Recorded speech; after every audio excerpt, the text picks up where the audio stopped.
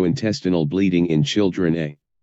In any case of gastrointestinal bleeding, the child must be hospitalized. B. Endoscopic examinations are necessary in each case of gastrointestinal bleeding in children. C.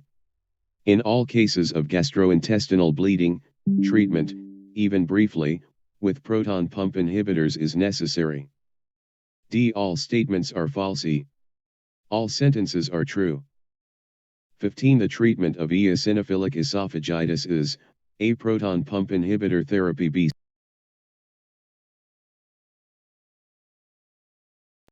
The correct statement regarding gastrointestinal bleeding in children is D. All statements are false. Key points. Hospitalization. Not all cases of gastrointestinal bleeding require hospitalization. The need for hospitalization depends on the severity of the bleeding, the child's overall condition, and potential underlying causes. Endoscopic examinations. While endoscopy is a valuable diagnostic tool for gastrointestinal bleeding, it is not necessary in every case. The decision to perform an endoscopy is based on clinical judgment, considering factors like the severity and location of bleeding and the presence of other symptoms. Proton pump inhibitors, PPIs. The use of PPIs depends on the suspected cause of the bleeding. While PPIs can be beneficial in cases related to peptic ulcers or esophagitis, they are not universally required for all types of gastrointestinal bleeding. High yield points, management of gastrointestinal bleeding in children, should be tailored to the individual based on the clinical presentation, suspected underlying cause, and severity of bleeding. Diagnostic and therapeutic approaches can vary significantly, ranging from conservative management and observation to more aggressive interventions like endoscopy or medication.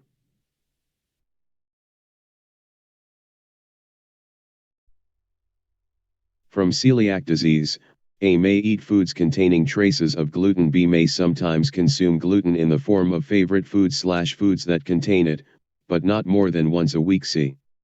The child cannot consume gluten in any form for the rest of his life, and his diet should be composed in almost 100% of products with a certificate, the crossed ear license. D. After 2 years of normalization of the concentration of antibodies to tissue transglutaminase, TTG, he may slowly introduce gluten-containing products into the diet. E. After 1 year of normalization of the concentration of antibodies to tissue transglutaminase, TTG, he may slowly introduce gluten-containing products into the diet. 14 Mark the true sentence. For a child suffering from celiac disease, the correct approach to managing their diet is C. The child cannot consume gluten in any form for the rest of his life, and his diet should be composed almost entirely of products with a certification, like the crossed grain symbol. Key points. Strict gluten-free diet. Individuals with celiac disease must adhere to a strict gluten-free diet to prevent the autoimmune response that damages the small intestine. Crossed grain symbol. This symbol indicates that a product is recognized as safe for individuals with celiac disease, as it meets specific standards for gluten content. No tolerance to gluten. Even small amounts of gluten can trigger symptoms and intestinal damage in people with celiac disease. High yield points. Celiac disease, an autoimmune disorder where ingestion of gluten leads to damage in the small intestine, impairing nutrient absorption. Lifelong gluten avoidance. The only effective treatment for celiac disease is a lifelong gluten-free diet, which helps to manage symptoms and promote intestinal healing. Monitoring. Regular follow-up and monitoring of antibody levels are crucial to assess dietary compliance and the healing of the intestine, but normalization of antibodies does not imply that gluten can be reintroduced into the diet. From the lower digestive tract in a 7-year-old child who has no other significant additional symptoms is A. Juvenile polyp. B. Necrotizing enterocolitis. C. Colon cancer. D. Sigmoid duplication cyst. E. Intussusception. 21. Severe nutrition. The most likely cause of bleeding bright red blood from the lower digestive tract in a 7-year-old child with no other significant symptoms is A. Juvenile polyp. Key points. Juvenile polyps. These are the most common polyps in children and can cause painless rectal bleeding. They are typically benign and often located in the rectum or sigmoid colon. Necrotizing enterocolitis B primarily affects premature and sick neonates, not typically older children. Colon cancer, extremely rare in children, and would likely present with additional symptoms such as weight loss, change in bowel habits, or abdominal pain. Sigmoid duplication cyst, a rare congenital anomaly that might not present solely with rectal bleeding and would typically have other symptoms. Intussusception, while it can cause bleeding, it's more commonly associated with severe abdominal pain, a palpable abdominal mass, and the classic current jelly stool, not just bright red blood. High yield points, painless rectal bleeding in children, most commonly caused by benign conditions like juvenile polyps or anal fissures, especially in the absence of other significant symptoms. Management often involves endoscopic evaluation and removal of the polyp, which usually resolves the bleeding.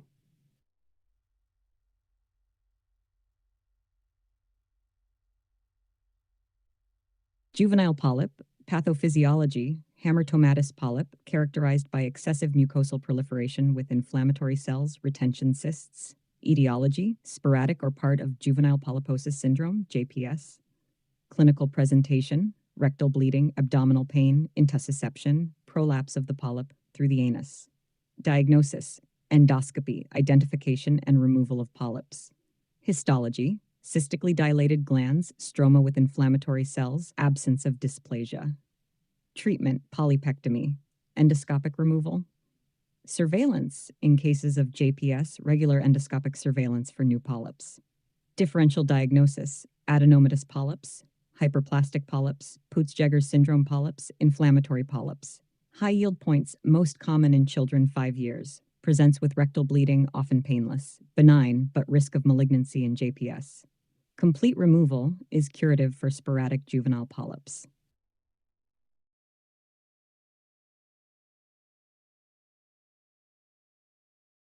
Necrotizing enterocolitis. Pathophysiology, ischemic necrotic injury to intestinal mucosa leading to inflammation, bacterial invasion, and potentially perforation. Etiology, prematurity, intestinal ischemia, enteral feeding, microbial colonization, immune response. Clinical presentation, feeding intolerance, abdominal distension, bloody stools, lethargy, apnea, abdominal tenderness, erythema, palpable mass. Diagnosis, radiography, pneumatosis intestinalis, hallmark, portal venous gas, free air, perforation. Labs, thrombocytopenia, metabolic acidosis, elevated CRP. Treatment, medical, NPO, nil per os, broad-spectrum antibiotics, IV fluid resuscitation, TPN, total parenteral nutrition. Surgical, indicated for perforation, peritonitis, necrotic bowel, involves resection of necrotic segments, possible ostomy. Differential diagnosis, sepsis, intestinal volvulus, intussusception, gastroenteritis. High yield points, primarily affects premature infants. Pneumatosis intestinalis is radiographic hallmark. Early diagnosis and treatment essential to prevent complications like perforation, sepsis. Combination of medical management and surgical intervention depending on severity.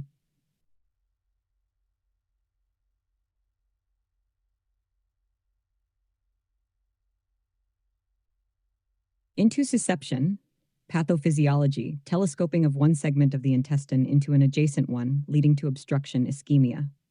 Etiology, idiopathic viral infections, intestinal polyps, Meckel's diverticulum in children, tumors in adults. Clinical presentation, sudden onset abdominal pain, current jelly stools, blood and mucus. Vomiting, lethargy, palpable sausage-shaped abdominal mass. Episodes of severe pain with intervals of normal behavior in children. Diagnosis, ultrasound target sign or donut sign, definitive non-invasive diagnostic tool. Radiography, signs of obstruction, air fluid levels. CT scan, in adults, to identify underlying cause. Treatment, non-operative reduction, air or barium enema, successful in majority of pediatric cases. Surgical, required if non-operative reduction fails in cases of perforation or when a pathological lead point is suspected. Differential diagnosis, gastroenteritis, appendicitis, mesenteric lymphadenitis, volvulus. High yield points, most common cause of intestinal obstruction in children aged 3 months to 6 years. Current jelly stools and episodic abdominal pain are characteristic. Ultrasound is the preferred diagnostic modality. Non-operative reduction with air or barium enema is first-line treatment in absence of contraindications.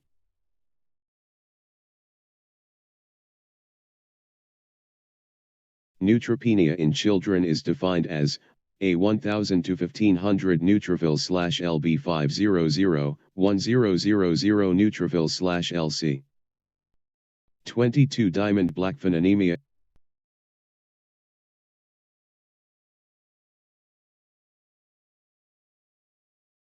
Severe neutropenia in children is defined as C. 500 neutrophils Mager-Allers. Key points. Neutropenia, a condition characterized by abnormally low levels of neutrophils, a type of white blood cell important for fighting off infections. Severe neutropenia, a critical condition that significantly increases the risk of infections, defined as having less than 500 neutrophils per microliter of blood. High yield points. Clinical implications. Patients with severe neutropenia are at a high risk for bacterial and fungal infections. Close monitoring and prompt treatment of infections are crucial in these patients. Management may involve antibiotics, granulocyte colony stimulating factor, GCSF, and other supportive measures to prevent and treat infections.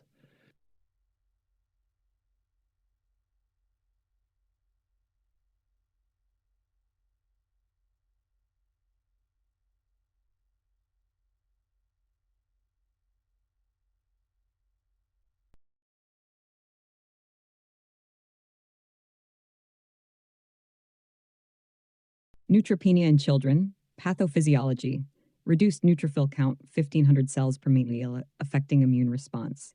Etiology, congenital Kostman syndrome, cyclic neutropenia, acquired infections, chemotherapy, autoimmune. Clinical presentation, recurrent infections, fever, oral ulcers, gingivitis, skin abscesses, pneumonia.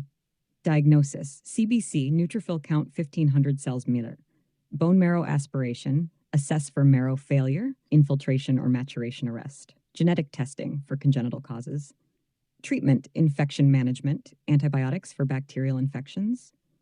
GCSF, granulocyte colony stimulating factor, stimulates neutrophil production. Immunosuppressants for autoimmune neutropenia. Bone marrow transplant, severe congenital or refractory cases. Differential diagnosis, aplastic anemia, acute leukemia, infectious mononucleosis, HIV/AIDS.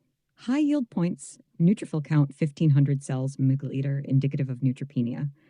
Recurrent infections are common clinical manifestation. CBC and bone marrow evaluation essential for diagnosis. Treatment focuses on infection management and neutrophil count restoration.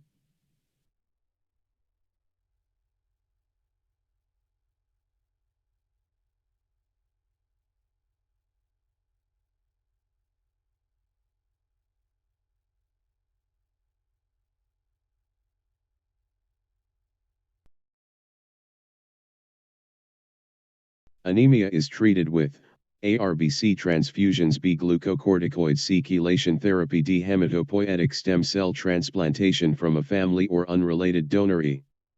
All answers are true. 23 What congenital conditions and associated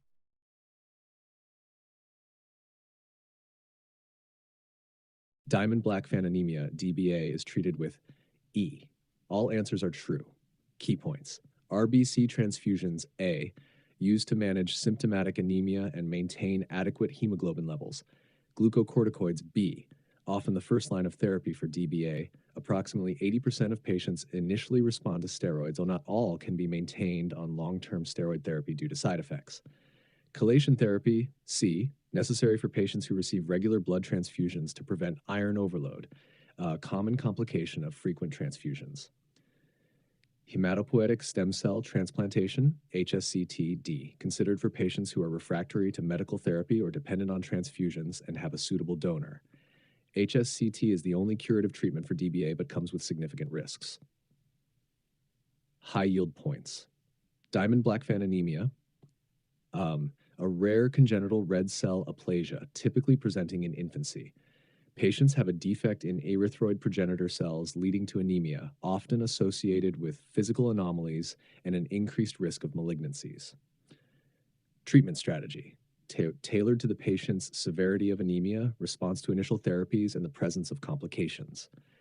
The goal is to manage anemia and prevent treatment-related complications.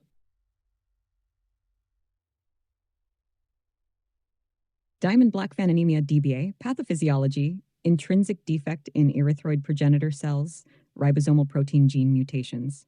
Etiology, mostly genetic, autosomal dominant, various ribosomal protein genes, e.g. RPS19.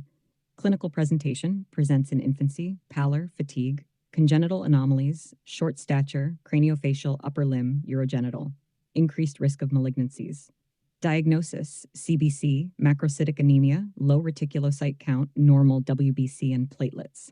Bone marrow biopsy, erythroid hypoplasia. Genetic testing identifies ribosomal protein gene mutations. Treatment, corticosteroids. First line, response varies. Transfusions for non-responders to maintain hemoglobin. Bone marrow transplant, curative, for steroid refractory or transfusion-dependent patients. Leucine, experimental, some patients respond. Differential diagnosis, other causes of anemia in infancy, iron deficiency, transient erythroblastopenia of childhood, aplastic anemia. Congenital dyserythropoietic anemias, Fanconi anemia. High yield points, macrocytic anemia with low reticulocyte count in infants, associated with congenital anomalies in about 50% of cases. Genetic testing for ribosomal protein gene mutations. Variable response to corticosteroids. Bone marrow transplant for refractory cases.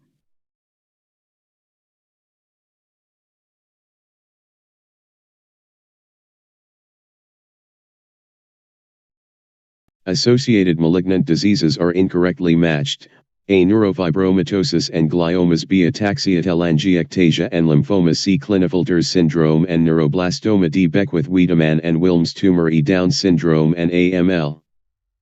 24 in a 5-year-old boy with The congenital condition and associated malignant disease that are incorrectly matched is C. Klinefelter's syndrome and neuroblastoma. Key points. Neurofibromatosis, A, is correctly associated with an increased risk of developing nervous system tumors, including gliomas. Ataxia telangiectasia, B, is associated with a predisposition to lymphomas and leukemias due to its impact on DNA repair mechanisms. Beckwith-Wiedemann syndrome, D, has an increased risk of several embryonal tumors, including Wilms tumor, hepatoblastoma, and neuroblastoma. Down syndrome, E, is known to have an increased association with acute leukemias, particularly lymphoblastic leukemia, ALL, and acute myeloid leukemia, AML. Klinefelter's syndrome, C, is associated with an increased risk of breast cancer and extragonadal germ cell tumors, but not specifically with neuroblastoma, making this pair incorrect. High yield points, congenital conditions, and cancer risks.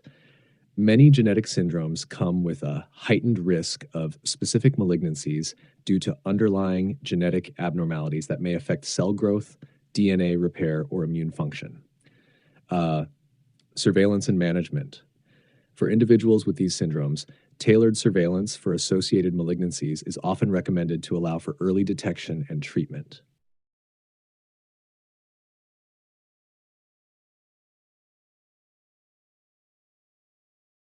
Klinefelter's syndrome, genetics 47XXY karyotype, extra X chromosome in males.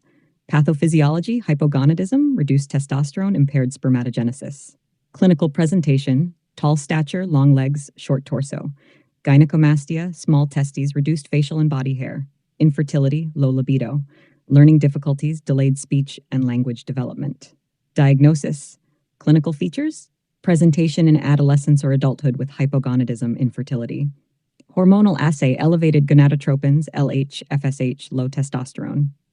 Karyotyping confirms 47XY or variants.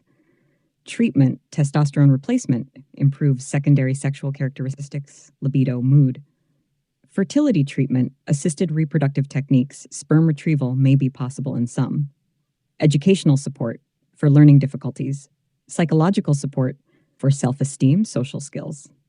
Differential diagnosis, other causes of hypogonadism, hypogonadotropic hypogonadism, androgen insensitivity syndrome, Marfan syndrome due to tall stature, delayed puberty. High yield points, most common form of male hypogonadism and infertility.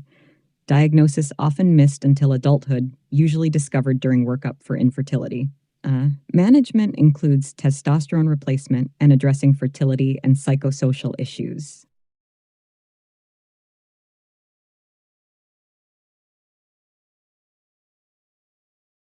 Neurofibromatosis. 1. Neurofibromatosis type 1, NF1, genetics, mutation in NF1 gene, chromosome 17, autosomal dominant.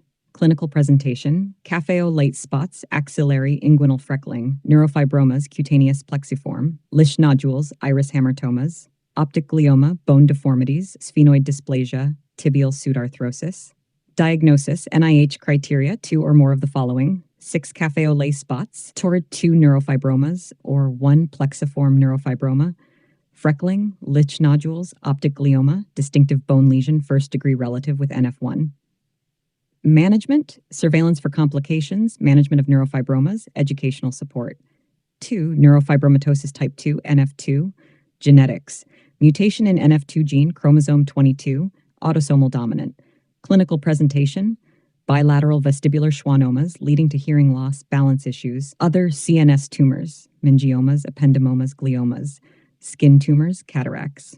Diagnosis, based on clinical features, MRI for CNS tumors, genetic testing. Management, monitoring and surgical intervention for schwannomas and other tumors, hearing aids or cochlear implants for hearing loss. Differential diagnosis, schwannomatosis, multiple schwannomas without vestibular involvement. Legius syndrome, similar cutaneous manifestations to NF1 but lacks neurofibromas and other NF1 complications. Other genetic syndromes with cafe-au-lait spots, e.g. McCune-Albright syndrome. High yield points, NF1 characterized by neurofibromas, cafe-au-lait spots, Lisch nodules, and skeletal abnormalities.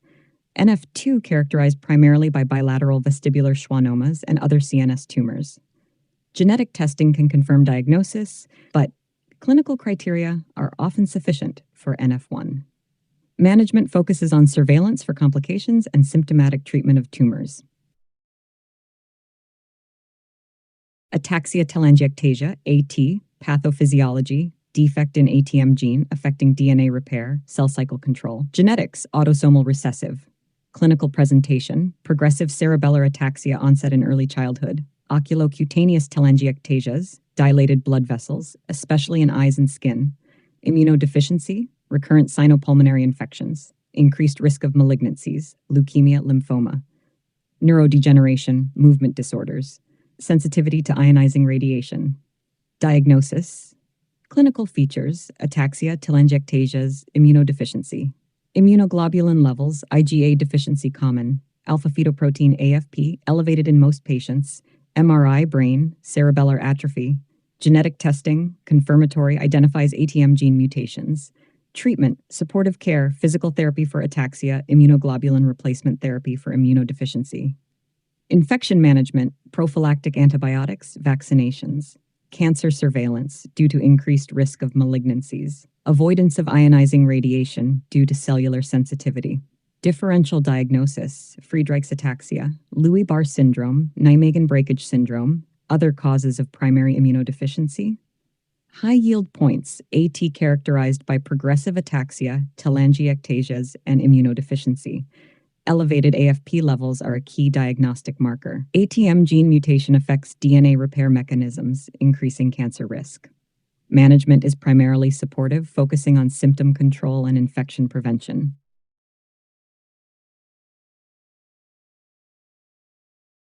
Beckwith-Wiedemann syndrome, BWS, pathophysiology, genomic imprinting disorder affecting chromosome 11p15.5, resulting in overgrowth and increased cancer risk. Genetics, sporadic or inherited, abnormalities in imprinting center, mutations in CDKN1C.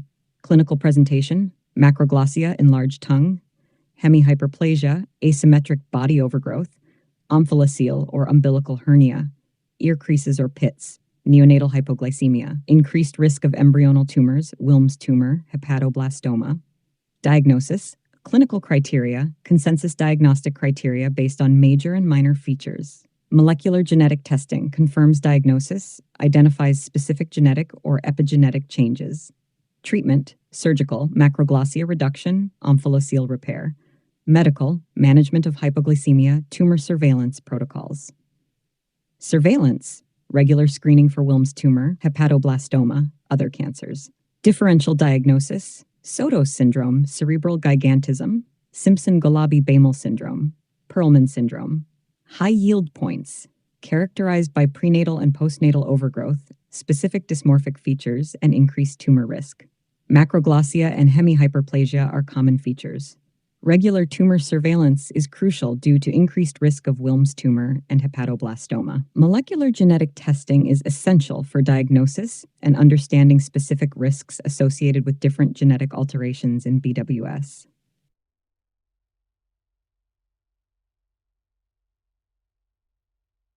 Down syndrome, pathophysiology, trisomy of chromosome 21, leading to intellectual disability and distinctive phenotypic features. Genetics, 95% due to non-disjunction, trisomy 21, 4% due to unbalanced Robertsonian translocation, 1% mosaicism. Clinical presentation, intellectual disability, developmental delay, hypotonia, decreased muscle tone. Distinctive facial features, flattened facial profile, slanted palpebral fissures, epicanthic folds, single palmar crease. Congenital heart defects, AV septal defect, VASD. Increased risk of leukemia, Alzheimer's disease in early age, gastrointestinal anomalies, duodenal atresia, Hirschsprung disease, diagnosis, prenatal screening, nuchal translucency, serum markers PAP-beta-HE, and non-invasive prenatal testing. Diagnostic testing, amniocentesis, chorionic villus sampling, CVS for karyotyping. Postnatal diagnosis, clinical features confirmed by karyotype analysis.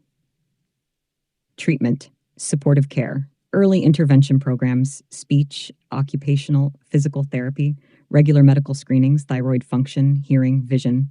Surgical, congenital heart defects, gastrointestinal anomalies repair. Health maintenance, immunizations, leukemia surveillance, Alzheimer's prevention strategies. Differential diagnosis, other chromosomal abnormalities, trisomy 18, trisomy 13. Genetic syndromes with similar features, Noonan syndrome, Williams syndrome. High yield points, most common chromosomal disorder causing intellectual disability. Prenatal screening and diagnostic testing for early detection. Multidisciplinary approach for management, focusing on supportive care and treatment of associated medical conditions. Increased risk for certain medical conditions requires regular health surveillance.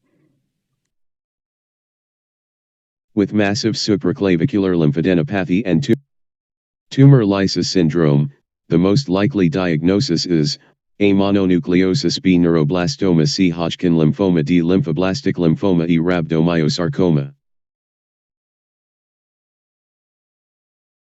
In a 5-year-old boy presenting with massive supraclavicular lymphadenopathy and tumor lysis syndrome, the most likely diagnosis is D. Lymphoblastic lymphoma.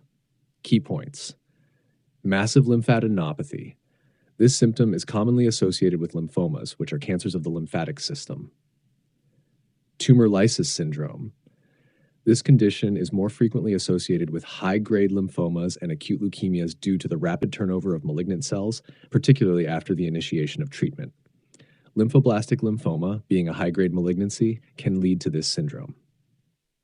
Age and presentation. The age of the child and the presentation with massive lymphadenopathy without the distinctive features that might point to Hodgkin lymphoma, such as the presence of Reed-Sternberg cells or specific types of presentation, make lymphoblastic lymphoma a more likely diagnosis. Lymphoblastic lymphoma, a type of non-Hodgkin lymphoma that is most common in children and young adults. It is characterized by the rapid proliferation of lymphoblasts. Tumor lysis syndrome, an oncologic emergency caused by the rapid release of intracellular components during the breakdown of tumor cells, potentially leading to renal failure, electrolyte imbalances, and arrhythmias. It is more commonly seen in aggressive hematological cancers.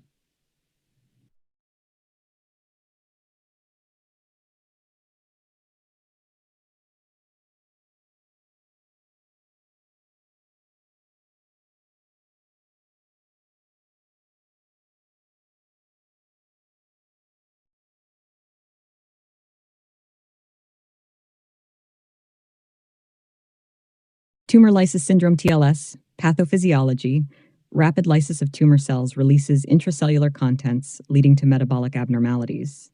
Key metabolic abnormalities: hyperuricemia from nucleic acid breakdown, hyperkalemia from intracellular potassium release, hyperphosphatemia from intracellular phosphate release, hypocalcemia secondary to hyperphosphatemia. Risk factors: high tumor burden, sensitive to chemotherapy, e.g. hematologic malignancies like AL, Burkitt lymphoma. Clinical presentation: renal failure, uric acid nephropathy, calcium phosphate deposition, cardiac arrhythmias due to electrolyte disturbances, seizures from hypocalcemia, muscle cramps, tetany. Diagnosis: labs, elevated uric acid, potassium phosphate, decreased calcium. Renal function tests may show elevated creatinine. Clinical criteria: Cairo Bishop definition outlines laboratory and clinical TLS. Treatment: prevention, aggressive hydration, allopurinol or rasburicase for hyperuricemia. Management of electrolyte abnormalities: K-exolate for hyperkalemia, calcium gluconate for symptomatic hypocalcemia. Renal support, dialysis in severe cases. Differential diagnosis: acute renal failure from other causes. Electrolyte imbalances not associated with TLS. High yield points: prevention is crucial, especially in high-risk patients starting chemotherapy. Hyperuricemia is a hallmark, managed with allopurinol or rasburicase. Electrolyte monitoring and management are essential to prevent complications. Aggressive hydrase supports renal function and helps prevent TLS.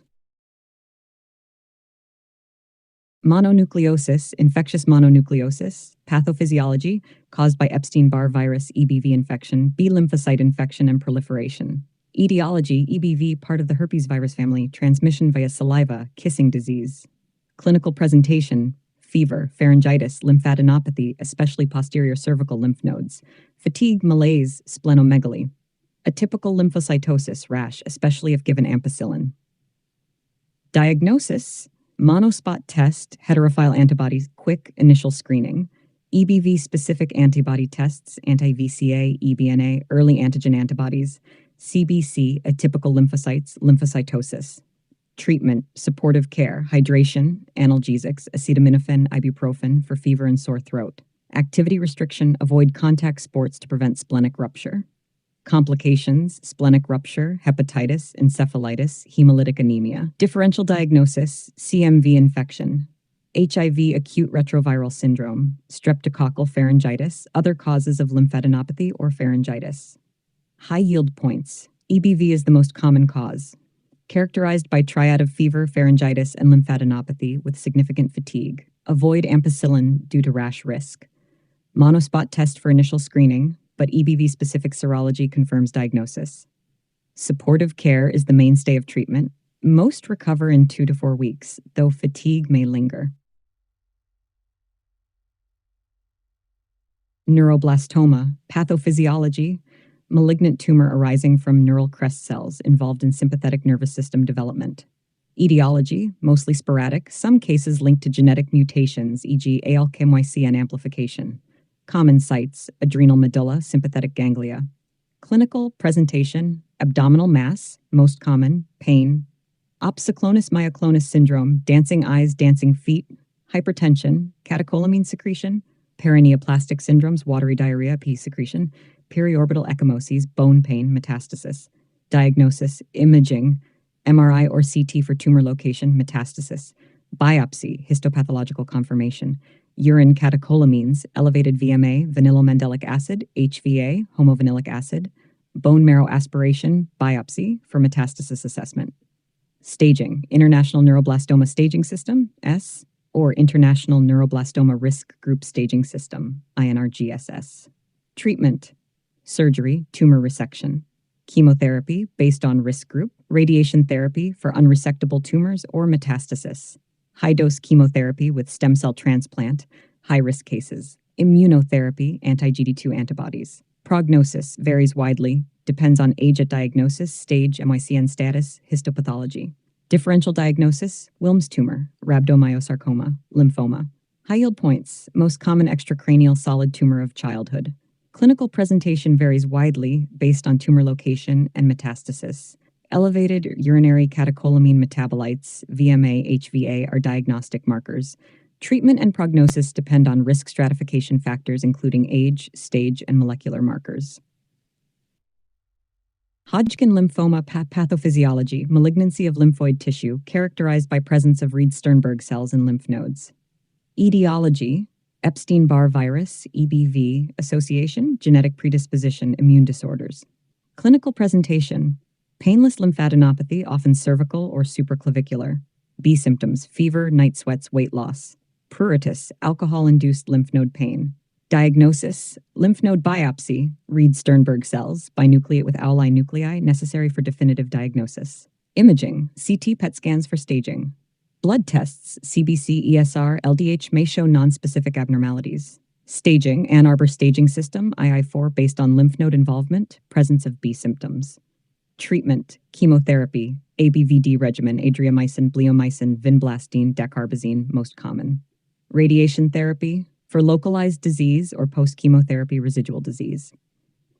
Combined modality treatment for intermediate stages. Prognosis, generally favorable, high cure rates, especially in early stages. Differential diagnosis, non-Hodgkin lymphoma. Infectious causes of lymphadenopathy, TB, HIV, mononucleosis. Other causes of systemic symptoms, autoimmune diseases, other malignancies. High yield points, Reed-Sternberg cells are pathognomonic. Association with EBV, B symptoms are significant for staging and prognosis. ABVD chemotherapy regimen is standard treatment for most cases.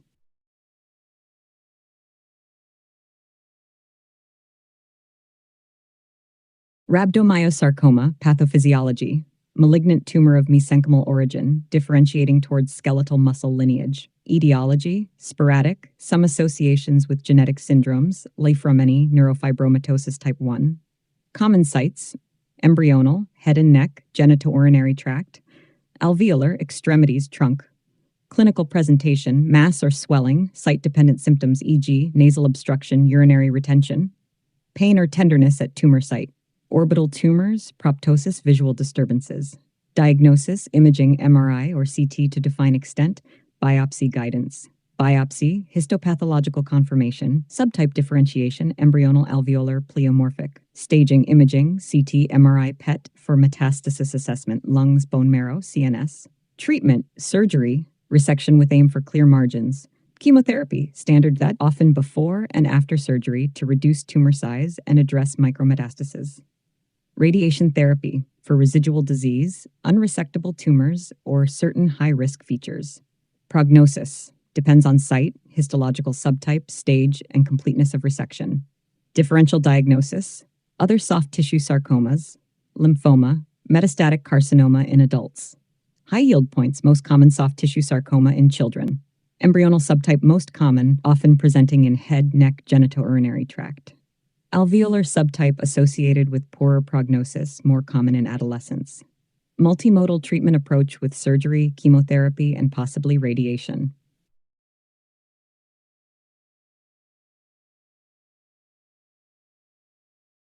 Rhabdomyosarcoma. Rhabdomyosarcoma.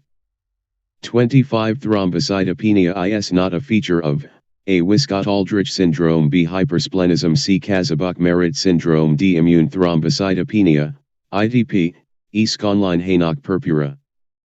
26 Treatment of severe hemophilia A does not include A. Desmopressin.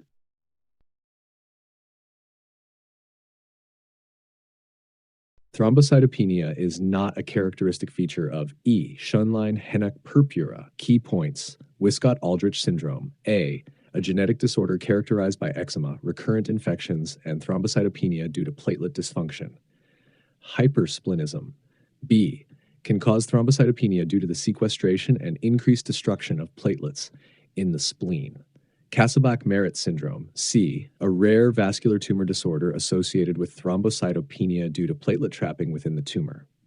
Immune thrombocytopenia, ITP, D, an autoimmune disorder where the immune system mistakenly targets and destroys platelets, leading to thrombocytopenia.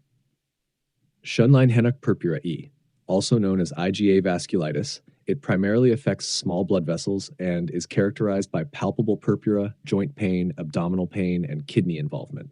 While it can affect platelets, thrombocytopenia is not a hallmark of this condition. High yield points, thrombocytopenia, refers to a low platelet count in the blood, which can lead to an increased risk of bleeding. It is important to identify the underlying cause to direct appropriate management. Schönlein-Henoch purpura involves the deposition of IgA immune complexes in small vessels leading to vasculitis. Management focuses on supportive care and, in some cases, immunosuppressive therapy for severe manifestations.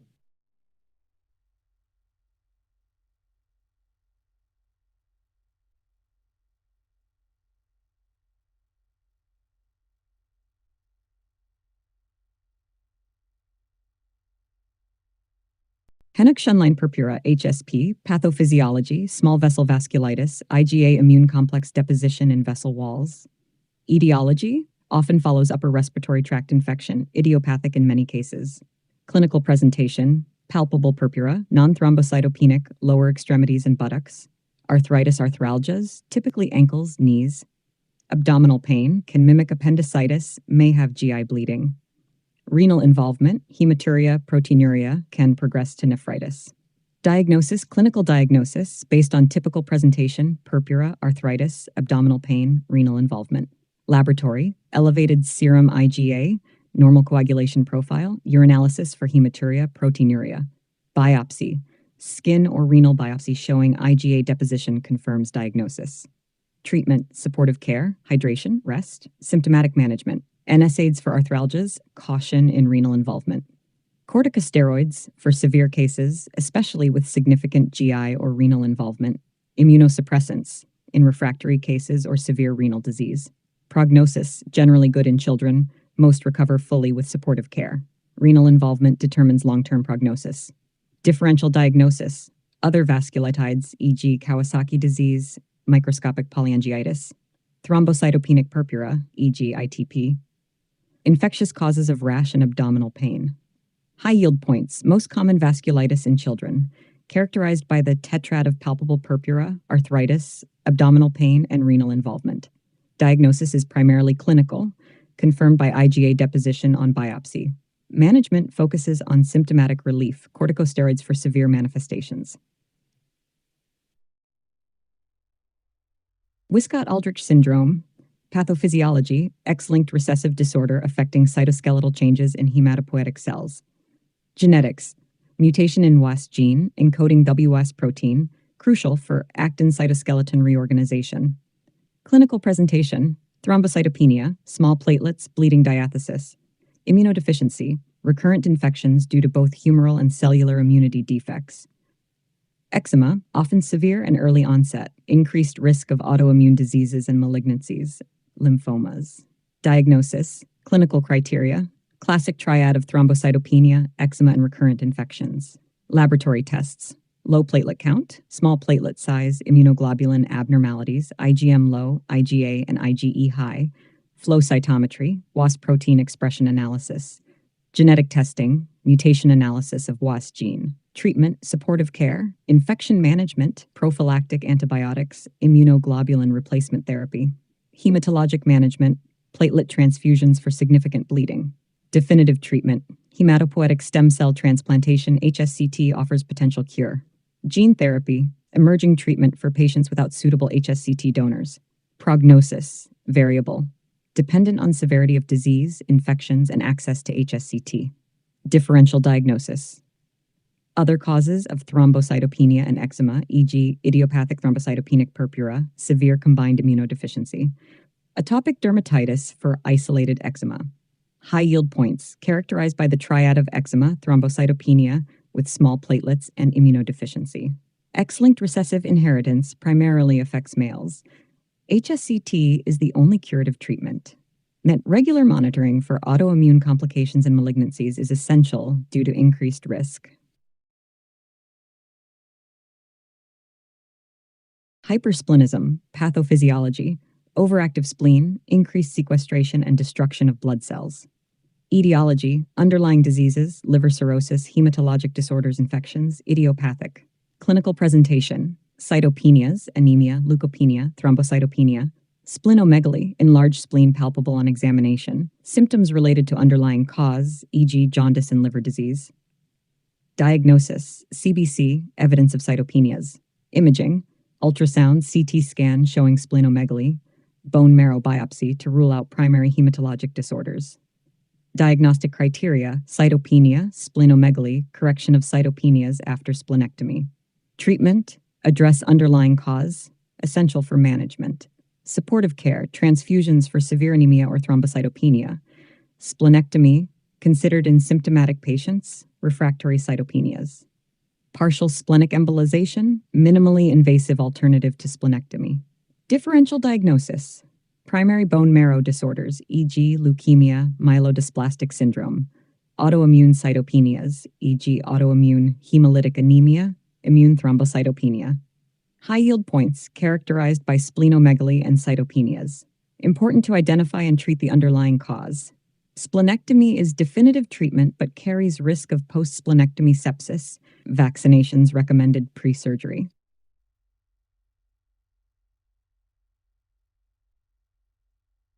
Kasabach-Merritt syndrome, KMS, pathophysiology, rare vascular disorder, characterized by a vascular tumor, typically caposiform hemangioendothelioma or tufted angioma, associated with consumptive coagulopathy. Etiology, the vascular tumor entraps platelets, leading to thrombocytopenia and coagulopathy. Clinical presentation, rapidly enlarging vascular lesion. Thrombocytopenia, severe, leading to bleeding risk.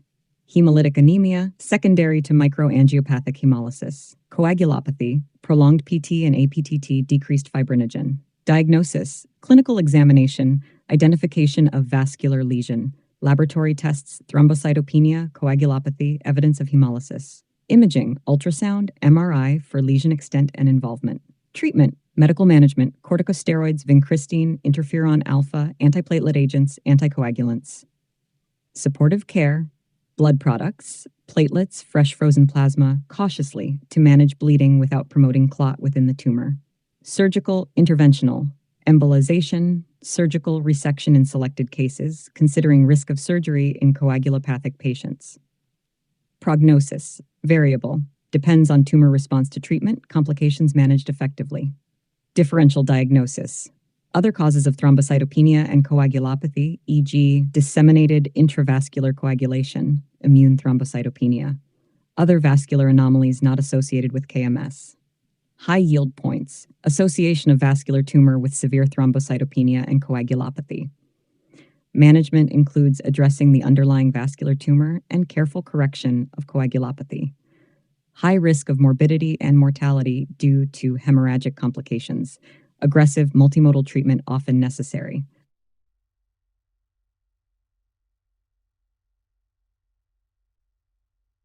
Immune thrombocytopenia, ITP, pathophysiology, autoimmune disorder, antibodies target platelet antigens, leading to platelet destruction and impaired production. Etiology, primary idiopathic or secondary, associated with other autoimmune diseases, infections, malignancies. Clinical presentation, thrombocytopenia, isolated low platelet count without other cytopenias. Bleeding manifestations, petechiae, purpura, mucosal bleeding, menorrhagia, absence of splenomegaly. Diagnosis, exclusion of other causes, rule out secondary causes of thrombocytopenia. CBC, isolated thrombocytopenia. Bone marrow aspiration, typically not required but may be performed to exclude bone marrow disorders, shows normal or increased megakaryocytes. Treatment, observation in cases of mild ITP without significant bleeding. Corticosteroids, first line for active bleeding or very low platelet counts. IV-IG, intravenous immunoglobulin for rapid platelet increase, especially in acute severe bleeding. Anti-D immunoglobulin in R-positive, non-splenectomized patients. Thrombopoietin receptor agonists for chronic ITP to stimulate platelet production. Splenectomy considered in refractory cases. Prognosis in children, often self-limited with spontaneous remission. In adults, more likely to become chronic, but manageable. Differential diagnosis, drug-induced thrombocytopenia, other autoimmune conditions, e.g. SLE, bone marrow disorders, e.g. leukemia, myelodysplastic syndromes. High yield points, diagnosis of exclusion, characterized by isolated thrombocytopenia and increased risk of bleeding. Treatment depends on the severity of thrombocytopenia and bleeding. In children, ITP often follows a viral infection and resolves spontaneously. In adults, it may be more chronic.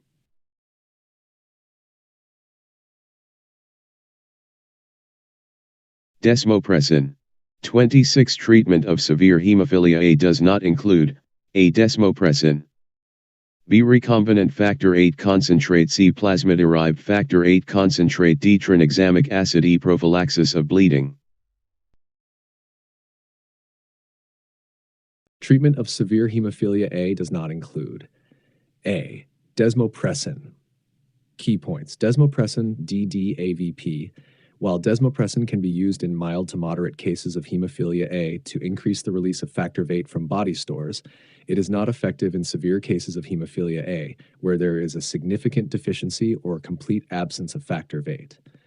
Recombinant factor VIII concentrate, B. This is a cornerstone treatment for severe hemophilia A, providing the necessary clotting factor that is missing or deficient.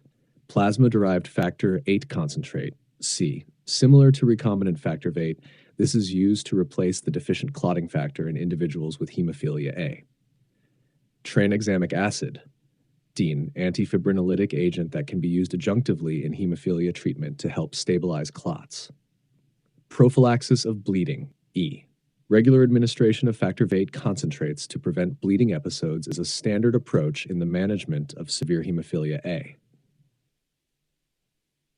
High-yield points. Severe hemophilia A, characterized by 1% of normal factor VIII activity leading to frequent and spontaneous bleeding episodes. Desmopressin, its efficacy in severe hemophilia A is limited due to the profound deficiency of factor VIII. It is primarily used in patients with mild or moderate hemophilia A.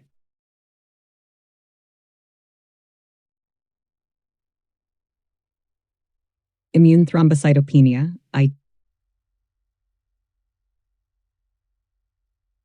Hemophilia A, pathophysiology, X-linked recessive disorder, deficiency of clotting factor VIII, leading to impaired coagulation.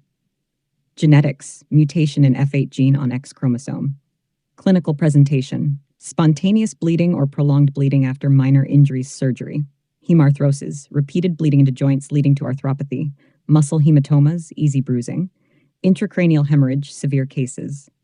Severity, mild, 5 to 40% of normal factor VIII activity. Moderate, 1 to 5% of normal activity. Severe, 1% of normal activity. Diagnosis, prolonged APTT, normal PT and bleeding time. Factor VIII assay, reduced factor VIII activity.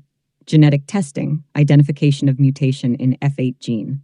Treatment, factor vein replacement, primary treatment for bleeding episodes and prophylaxis. Desmopressin, DDAVP, increases endogenous factor VIII release, effective in mild cases.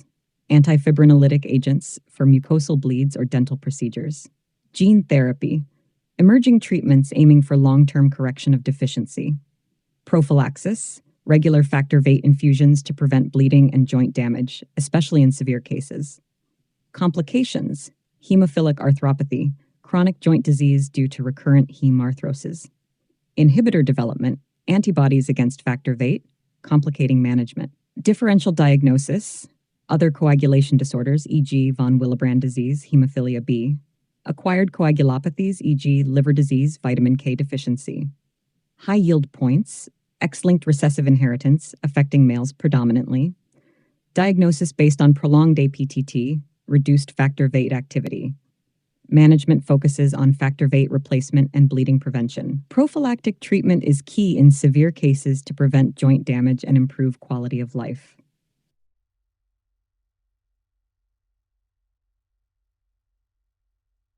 Bleeding. 27A. 3-year-old girl suffers from headaches with vomiting, which were most severe in the morning, which had been observed for about a week. During the day, symptoms tend to improve. In the last 2 days, the girl's mother noticed that her head was forced to the left side. What is the most likely diagnosis? A. Brain tumor. B. Meningitis. C. Otitis. D. Optic nerve glioma. E. Hyperplastic lesion located in the lower level of the neck. 28. What is not a characteristic feature of Wilms tumor? A. It is often concomitant with congenital abnormalities of urinary tract. B. May lead to The most likely diagnosis for a 3-year-old girl suffering from headaches with vomiting that are most severe in the morning and tend to improve during the day, combined with recent onset of forced head positioning to the left side, is A. Brain tumor. Key points. Morning headaches and vomiting. These symptoms suggest increased intracranial pressure, which can be more pronounced in the morning due to changes in body position and fluid dynamics while sleeping. Forced head positioning, torticollis. This could indicate a focal neurological deficit or compensation for visual field impairment, both of which can be associated with brain tumors.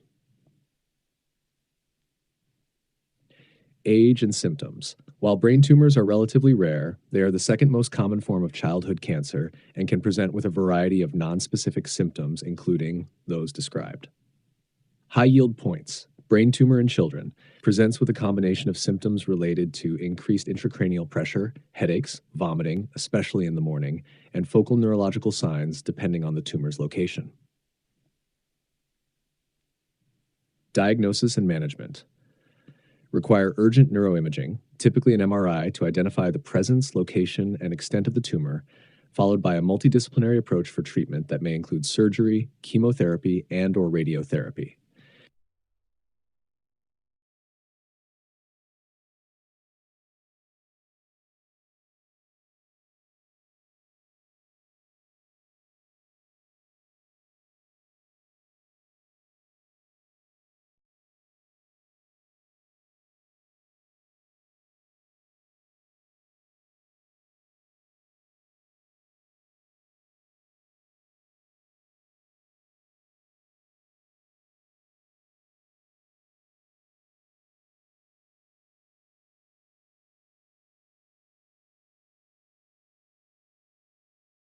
Brain tumor. Pathophysiology. Abnormal cell growth within the brain. Primary, originates in the brain, or secondary, metastasis. Types: gliomas, meningiomas, pituitary adenomas, medulloblastomas, schwannomas, etc. Clinical presentation: headaches, often worse in the morning, may improve throughout the day. Seizures, new onset in adults. Neurological deficits, depending on tumor location, e.g. weakness, aphasia, visual changes. Increased intracranial pressure, nausea, vomiting, altered consciousness. Diagnosis: imaging, MRI with contrast is gold standard. CT scan for initial assessment or when MRI is contraindicated. Biopsy, confirms histological diagnosis, obtained surgically or via stereotactic biopsy. Treatment, surgery, to remove or reduce tumor size, relieve symptoms. Radiation therapy, external beam, stereotactic radiosurgery, e.g. gamma knife. Chemotherapy, systemic, intrathecal, or wafers implanted during surgery. Targeted therapy, EGFR inhibitors, anti-angiogenic agents. Immunotherapy, checkpoint inhibitors, vaccine. Prognosis depends on type, size, location of the tumor, patient's age, and overall health. Differential diagnosis, cerebrovascular events, stroke, hemorrhage. Infectious inflammatory processes, abscess, encephalitis. Demyelinating diseases, multiple sclerosis. High yield points. Symptoms are often nonspecific and can mimic other neurological conditions. MRI with contrast is crucial for detailed assessment of brain tumors. Treatment is multidisciplinary, often involving surgery, radiation, and chemotherapy. Long-term follow-up with serial imaging is essential for monitoring recurrence or progression.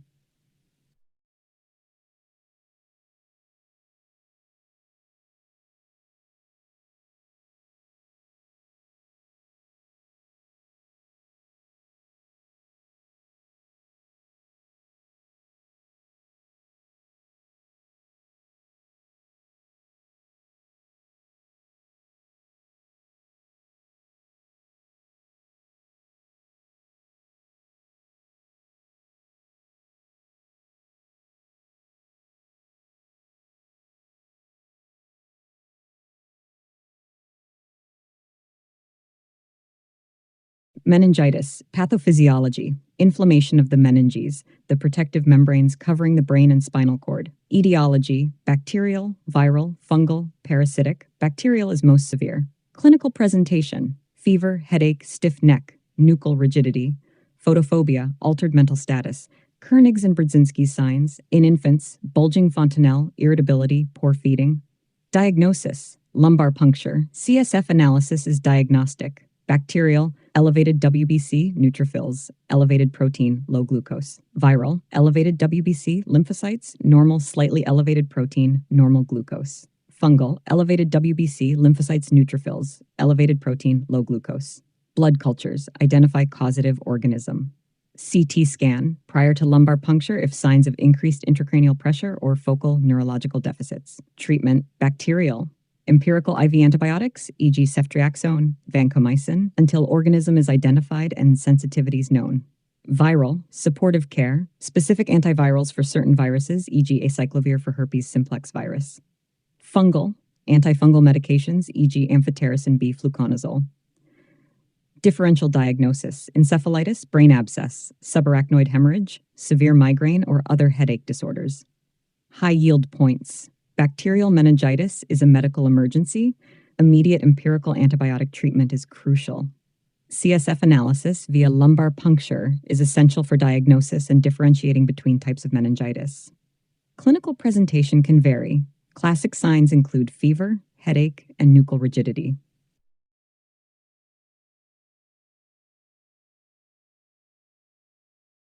Otitis. 1. Otitis externa, pathophysiology, inflammation of the external auditory canal, often due to infection. Etiology, bacterial, Pseudomonas, staphylococcus, fungal, water exposure, swimmer's ear, trauma. Clinical presentation, ear pain worsens with tragus manipulation, discharge, itching, hearing reduction. Treatment, topical antibiotics, e.g. ciprofloxacin drops, analgesics, avoid water exposure. Fungal, antifungal drops. 2. Otitis media, pathophysiology, middle ear infection, fluid accumulation behind the eardrum. Etiology, viral or bacterial, Streptococcus pneumonia, Haemophilus influenzae. Clinical presentation, ear pain, fever, irritability, bulging and erythematous tympanic membrane, effusion, hearing loss. Treatment, observation or antibiotics, amoxicillin, depending on age, severity, and duration. Analgesics for pain. 3. Otitis media with effusion, OME. Pathophysiology, fluid in the middle ear without signs of acute infection. Clinical presentation, fullness, popping of the ears, hearing difficulties. Treatment, usually observation, autoinflation. Surgery, tympanostomy tubes in chronic cases or significant hearing loss. 4. Chronic suppurative otitis media, pathophysiology, persistent ear discharge through a perforated tympanic membrane, chronic infection. Etiology, long-standing eustachian tube dysfunction, previous acute otitis media episodes. Clinical presentation, persistent ear discharge, hearing loss. Treatment, oral toilet, topical antibiotics, surgical intervention for persistent cases. Differential diagnosis, From the eustachian tube dysfunction, foreign body in the ear canal dermatitis. High yield points, differentiate based on the site of infection, external ear versus middle ear, and presence of acute infection or effusion. Otitis externa presents with ear canal pain and often occurs after water exposure. Acute otitis media is common in children presenting with ear pain, fever, and a bulging tympanic membrane. OME is characterized by fluid in the middle ear without signs of infection, often following an episode of acute otitis media.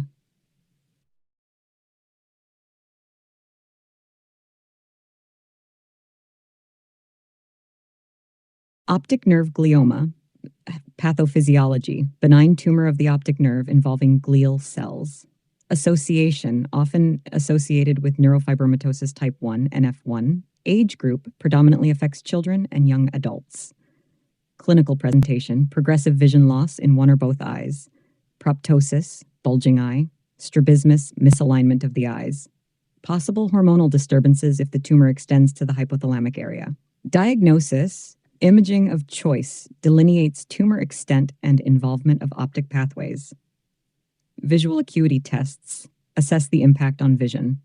Fundoscopy may reveal optic disc pallor or swelling. Treatment, observation, in cases of slow growth and minimal symptoms. Surgery, limited due to the risk of worsening vision, considered if the tumor is compressive and accessible. Chemotherapy for progressive lesions, especially in younger patients, to delay radiation. Radiation therapy used cautiously due to potential long-term side effects, especially in children. Prognosis, generally slow-growing. Prognosis depends on the tumor's rate of progression and response to treatment. Differential diagnosis, optic neuritis, retinoblastoma in children, other causes of visual impairment or proptosis. High yield points. Optic nerve gliomas are often benign and slow-growing, but can cause significant visual impairment. Strong association with NF1. Screening for NF1 is recommended in patients diagnosed with optic nerve glioma. Management focuses on preserving vision and controlling tumor growth, with a cautious approach to intervention, given the risks to vision.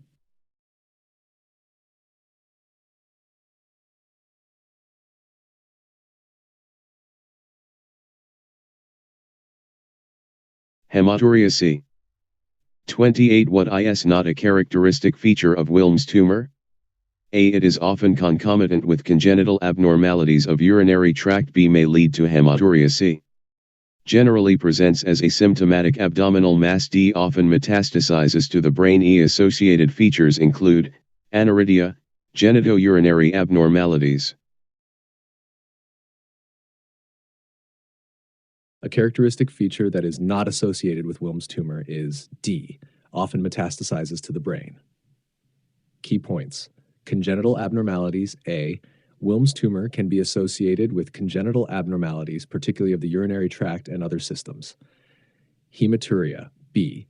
While not the most common symptom, hematuria can occur in cases of Wilms tumor due to the involvement of the kidney.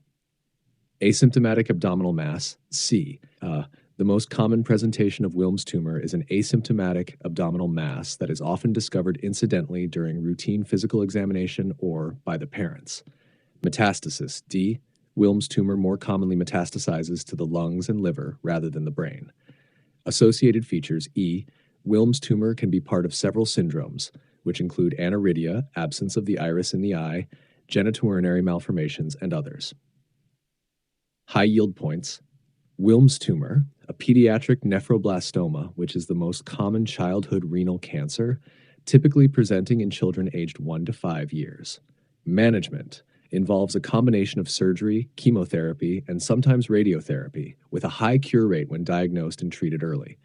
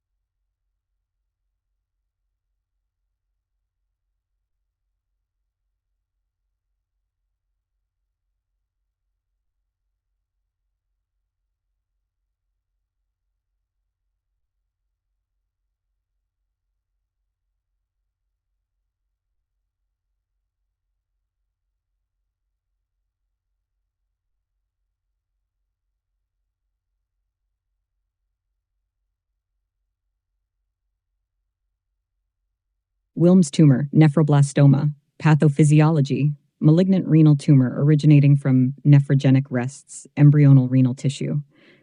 Etiology, sporadic or associated with syndromes, Denys-Drash, Beckwith-Wiedemann. Clinical presentation, painless abdominal mass often discovered incidentally, hematuria, hypertension, abdominal pain, fever, weight loss, malaise. Diagnosis, ultrasound, initial imaging to identify renal mass. CT, MRI, further delineation of tumor extent, metastatic workup. Biopsy, typically avoided preoperatively to prevent tumor spill. Diagnosis often made post-nephrectomy. Staging, I, limited to kidney, completely resected. 2, extends beyond kidney but completely resected. 3, residual non-hematogenous tumor confined to abdomen. I-free hematogenous metastases, lungs, liver, bone, brain. V, bilateral renal involvement. Treatment, surgery, nephrectomy, cornerstone of treatment. Chemotherapy, almost all patients receive adjuvant chemotherapy, regimen based on stage and histology. Radiation therapy for stages 3 and 4, certain high-risk histologies. Prognosis, generally favorable, high cure rates with multimodal therapy, especially in lower stages. Differential diagnosis, other renal masses, clear cell sarcoma, rhabdoid tumor of the kidney. Neuroblastoma, adrenal gland origin. Hydronephrosis, high yield points, most common renal malignancy of childhood. Presentation often includes a palpable abdominal mass and occasionally hematuria. Management typically involves nephrectomy followed by stage-appropriate chemotherapy and possibly radiation. Association with certain genetic syndromes warrants genetic counseling and screening for associated anomalies.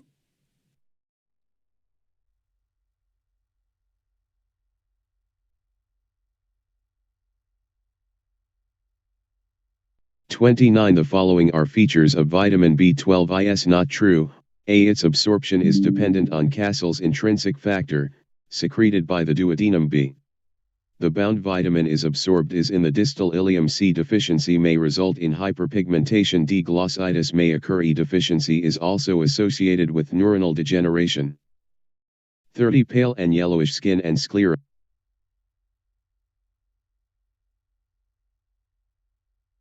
The statement about vitamin B12 that is not true is A. Its absorption is dependent on Castle's intrinsic factor, secreted by the duodenum.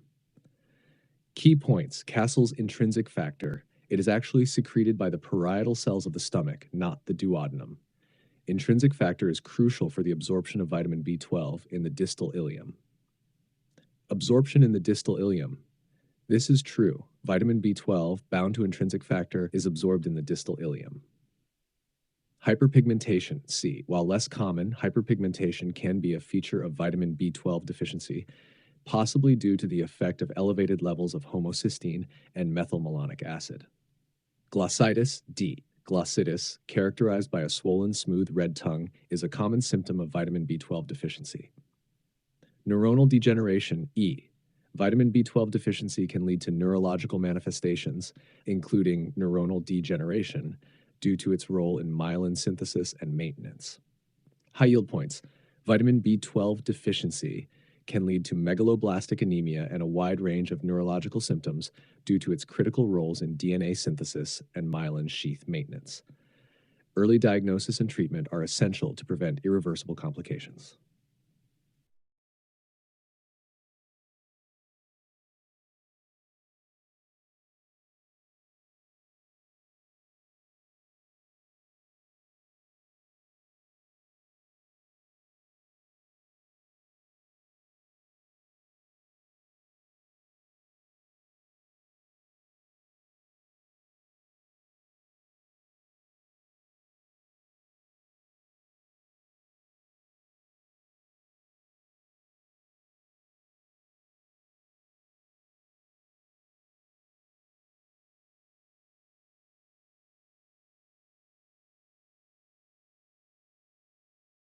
Vitamin B12 deficiency, pathophysiology, impaired DNA synthesis leading to megaloblastic anemia, neurological dysfunction due to myelin degeneration.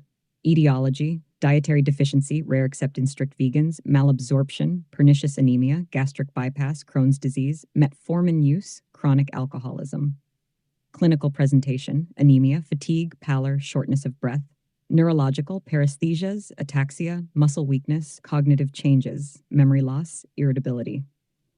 Glossitis, angular cheilitis. Diagnosis, CBC, macrocytic anemia, hypersegmented neutrophils. Serum B12 level decreased. Methylmalonic acid, MMA, and homocysteine levels elevated in B12 deficiency. Schilling test, rarely used, assesses B12 absorption. Intrinsic factor antibodies, confirmatory for pernicious anemia. Treatment, B12 supplementation, oral or intramuscular, IM, depending on cause and severity. Dietary modification, increase B12 intake, meat, dairy, fortified foods. Address underlying cause, pernicious anemia, treatment, manage gastrointestinal disorders. Differential diagnosis, folate deficiency, similar hematological changes but no neurological symptoms. Other causes of macrocytic anemia, alcoholism, liver disease. Neurological disorders with similar symptoms. High yield points. Neurological symptoms can precede anemia. Elevated MMA and homocysteine levels help differentiate from folate deficiency. Lifelong B12 supplementation may be required in cases of irreversible malabsorption or pernicious anemia. Splenomegaly plus 3 centimeters, infection with fever in a 1.5-year-old child are symptoms of A. Hemorrhagic diathesis. B. Megaloblastic anemia. C. Alpha thalassemia. D. Spherocytosis. E. Immune thrombocytopenia. The symptoms described are most consistent with D. Spherocytosis. Key points: pale and yellowish skin and sclera, indicative of anemia and jaundice, which are common in hereditary spherocytosis due to increased red blood cell destruction, hemolysis.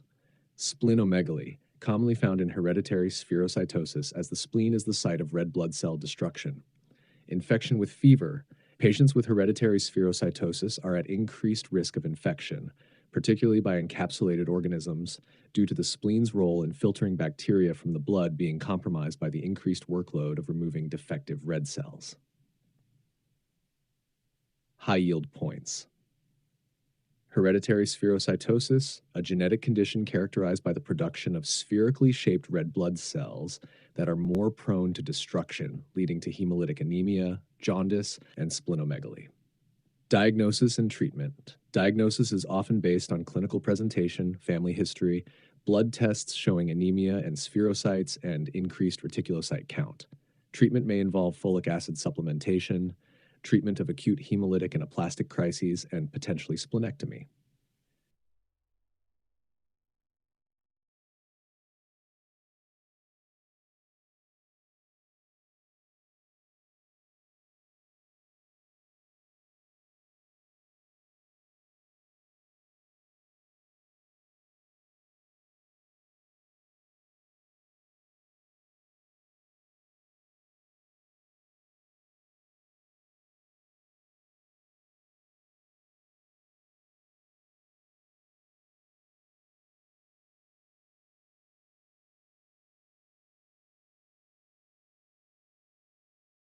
Hereditary spherocytosis.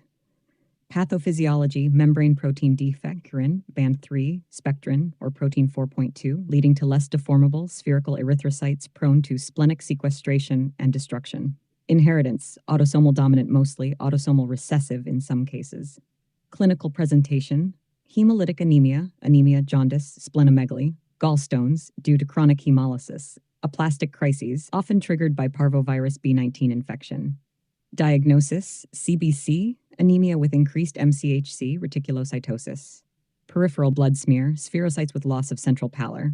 Osmotic fragility test, increased fragility in hypotonic solution, classic test, less commonly used now. EOB, eosin 5-millimide binding test, more sensitive and specific, detects protein deficiencies. Flow cytometry, for protein expression analysis. Treatment, folic acid supplementation supports erythropoiesis. Splenectomy, definitive treatment, usually delayed until age 5 to reduce infection risk, requires vaccination against encapsulated organisms, pneumococcus, Haemophilus influenza type B, meningococcus. Gallstone management, as needed. Complications, hemolytic and aplastic crises. Post-splenectomy risks, increased risk of sepsis due to encapsulated bacteria. Differential diagnosis, other hemolytic anemias, autoimmune hemolytic anemia, G6PD deficiency, microangiopathic hemolytic anemias, TTP, high yield points characterized by spherocytes on peripheral smear and a positive family history. Splenectomy is curative but carries risk. Vaccinations against encapsulated organisms are essential pre-splenectomy. Monitor for complications such as gallstones and aplastic crises, particularly during infections.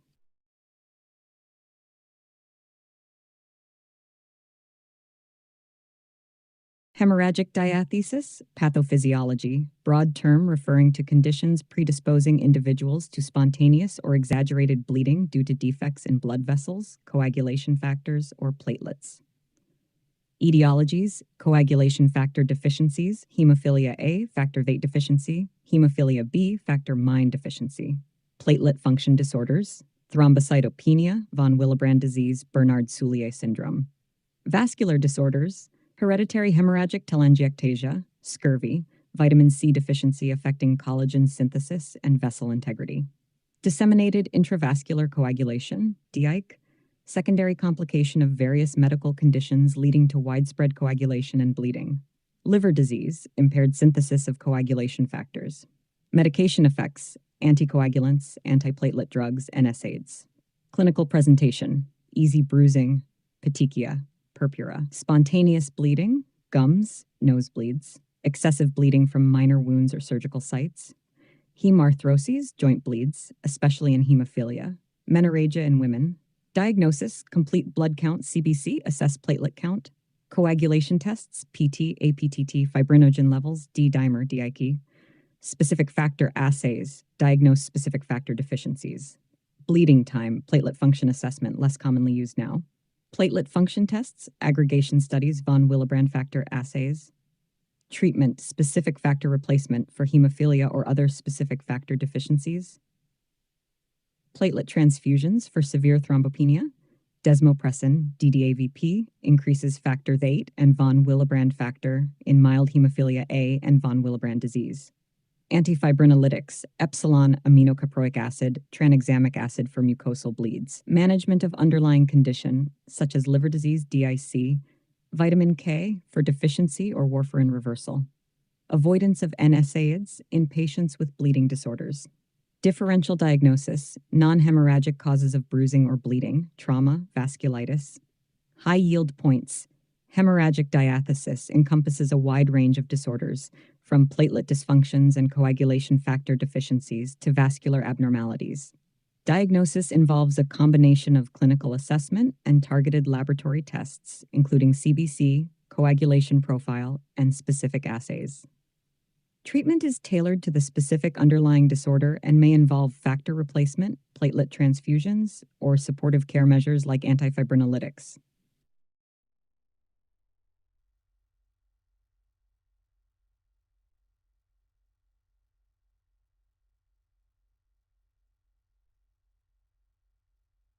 Megaloblastic anemia, pathophysiology, impaired DNA synthesis and erythropoiesis leading to large immature red blood cells, megaloblasts, and ineffective hematopoiesis. Etiology, vitamin B12 or folate deficiency, less commonly due to drugs, e.g. methotrexate, phenytoin, or rare inborn errors of metabolism. Clinical presentation, anemia, fatigue, pallor, weakness. Glossitis, smooth, tender tongue. Neurological symptoms in B12 deficiency, peripheral neuropathy, balance problems, cognitive disturbances, gastrointestinal symptoms, anorexia, diarrhea. Diagnosis, CBC, macrocytic anemia, hypersegmented neutrophils, 5% of neutrophils with 0.5 lobes. Serum B12 and folate levels, low in respective deficiencies. Methylmalonic acid, MMA, elevated in B12 deficiency.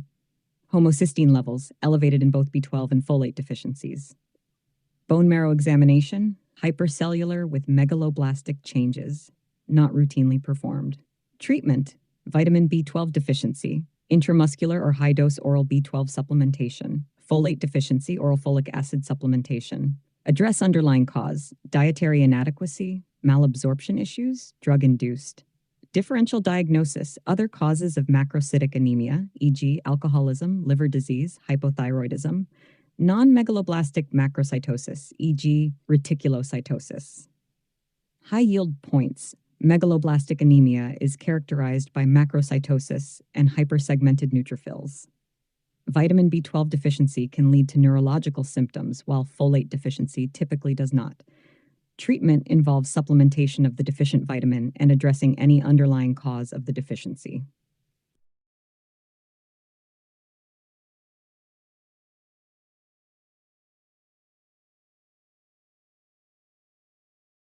Alpha thalassemia, pathophysiology, reduced or absent synthesis of alpha-globin chains due to mutations, deletions in alpha-globin genes. Leads to excess beta-globin chains in adults and excess gamma chains in fetuses, newborns, forming abnormal hemoglobin, e.g. hemoglobin H, Bart's hemoglobin. Genetics, 4 alpha-globin genes exist, 2 on each chromosome 16. Severity depends on the number of affected genes. 1 gene deletion, silent carrier, typically asymptomatic. 2 gene deletions, alpha thalassemia minor trait, mild anemia, or asymptomatic. 3 gene deletions, hemoglobin H disease, moderate to severe hemolytic anemia. 4 gene deletions, hydrops fetalis, usually fatal in utero or shortly after birth. Clinical presentation, silent carriers and alpha thalassemia trait, often asymptomatic, possible mild microcytic anemia. Hemoglobin H disease, chronic hemolytic anemia, jaundice, splenomegaly, gallstones, and increased risk for infections. Hydrops fetalis, severe anemia, heart failure, marked edema, and ascites in fetuses. Diagnosis: CBC microcytic hypochromic anemia, peripheral blood smear, target cells microcytosis hypochromia, inclusion bodies in hemoglobin H disease. Hemoglobin electrophoresis, normal in trait carriers, hemoglobin H4 in hemoglobin H disease, Bart's hemoglobin gum4 in newborns with severe forms. DNA analysis, confirms diagnosis, identifies gene deletions mutations. Treatment, silent carriers and trait, usually no treatment required. Hemoglobin H disease, folic acid supplementation, avoidance of oxidant drugs, transfusions for severe anemia, splenectomy in selected cases. Hydrops fetalis, intrauterine transfusions, although prognosis remains poor. Differential diagnosis, other causes of microcytic anemia, e.g., iron deficiency, beta thalassemia. Hemolytic anemias of different etiologies. High yield points. The clinical spectrum ranges from asymptomatic carriers to severe anemia based on the number of affected alpha-globin genes. Hemoglobin H disease presents with moderate to severe hemolytic anemia and requires regular monitoring and sometimes transfusion support. Hydrops fetalis, resulting from the loss of all 4 alpha-globin genes, is usually fatal, highlighting the importance of genetic counseling in at-risk populations.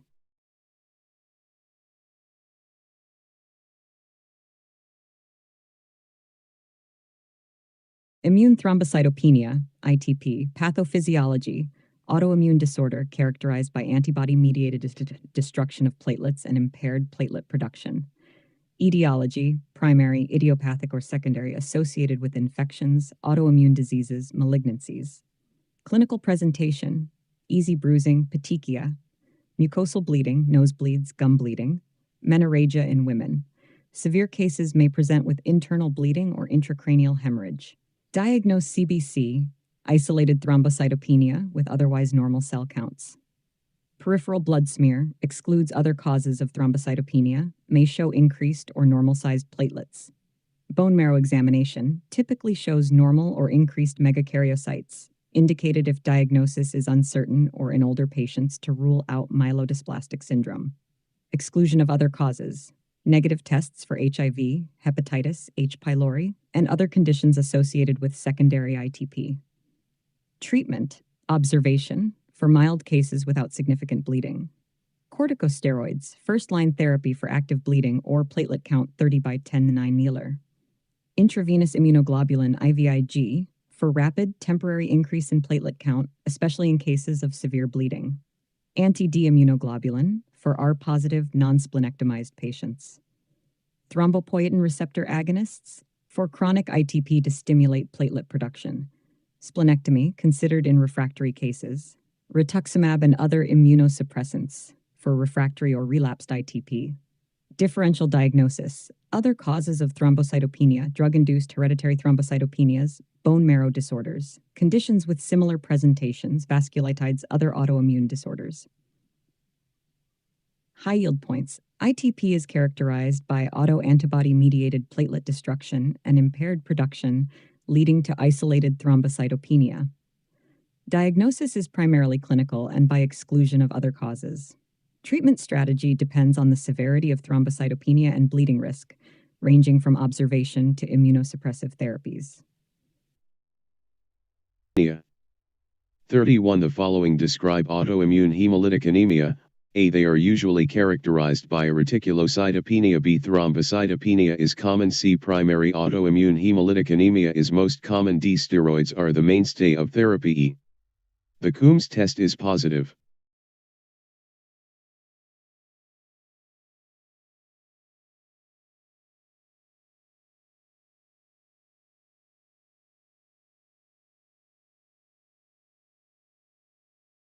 The statements that describe autoimmune hemolytic anemia, AIHA, include D.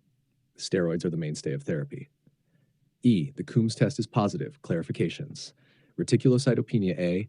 AIHA is usually characterized by reticulocytosis, not reticulocytopenia, due to the bone marrow's compensatory response to increased red blood cell destruction. Thrombocytopenia B. While thrombocytopenia can occur, especially in cases of Evans syndrome, AIHA combined with immune thrombocytopenia, it is not a common feature of AIHA itself. Primary autoimmune hemolytic anemia C. Primary or idiopathic AIHA, where no underlying cause is identified, is less common compared to secondary AIHA, which occurs in association with other conditions like autoimmune diseases, infections, or malignancies. Steroids. D. Corticosteroids are indeed the first-line treatment for AIHA, as they can effectively suppress the immune system's attack on red blood cells. Coombs test. E. The direct Coombs test, direct antiglobulin test, is typically positive in AIHA, indicating the presence of antibodies bound to the surface of red blood cells. High yield points. Autoimmune hemolytic anemia, characterized by the immune system's destruction of its own red blood cells, leading to symptoms of anemia. Diagnosis. Based on clinical presentation, laboratory findings including hemolytic markers, and a positive direct Coombs test. Management involves immunosuppressive therapies such as corticosteroids, with other options considered for refractory cases.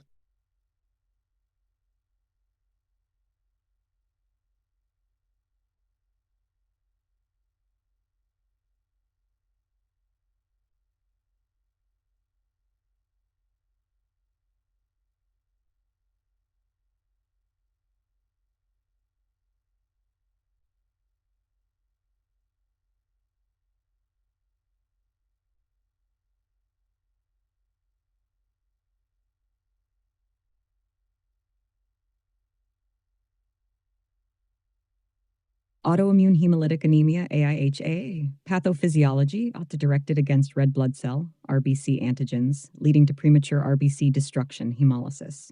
Types, warm AIHA. IgG antibodies act at body temperature. Most common type, cold agglutinin disease. IgM antibodies act at lower temperatures. Etiology, primary idiopathic or secondary associated with lymphoproliferative disorders, autoimmune diseases, infections, or drugs. Clinical presentation, fatigue, pallor, jaundice, dark urine, bilirubinuria, splenomegaly. In cold AIHA, symptoms may worsen with cold exposure. Diagnosis, CBC, anemia with reticulocytosis, increased reticulocytes. Direct antiglobulin test, DIAT or Coombs test. Positive for IgG, warm AI or IgM in complement, cold AIHA. Peripheral blood smear, spherocytes in warm AIHA, agglutination in cold AIHA. Indirect bilirubin, elevated due to hemolysis. LDH, elevated, haptoglobin, decreased. Treatment, warm AIHA, first-line steroids. Second-line splenectomy, rituximab, immunosuppressive drugs. Cold AIHA, avoidance of cold temperatures. Rituximab for severe cases. Plasmapheresis in acute severe cases. Complications, acute severe anemia, heart failure, severe jaundice, and gallstones from chronic hemolysis. Differential diagnosis, other causes of hemolytic anemia, hereditary spherocytosis, G6PD deficiency, paroxysmal nocturnal hemoglobinuria. Anemia of chronic disease, iron deficiency anemia, considered when AIHA is suspected but tests are inconclusive. High yield points, AIHA is characterized by antibody-mediated destruction of RBCs, leading to hemolytic anemia.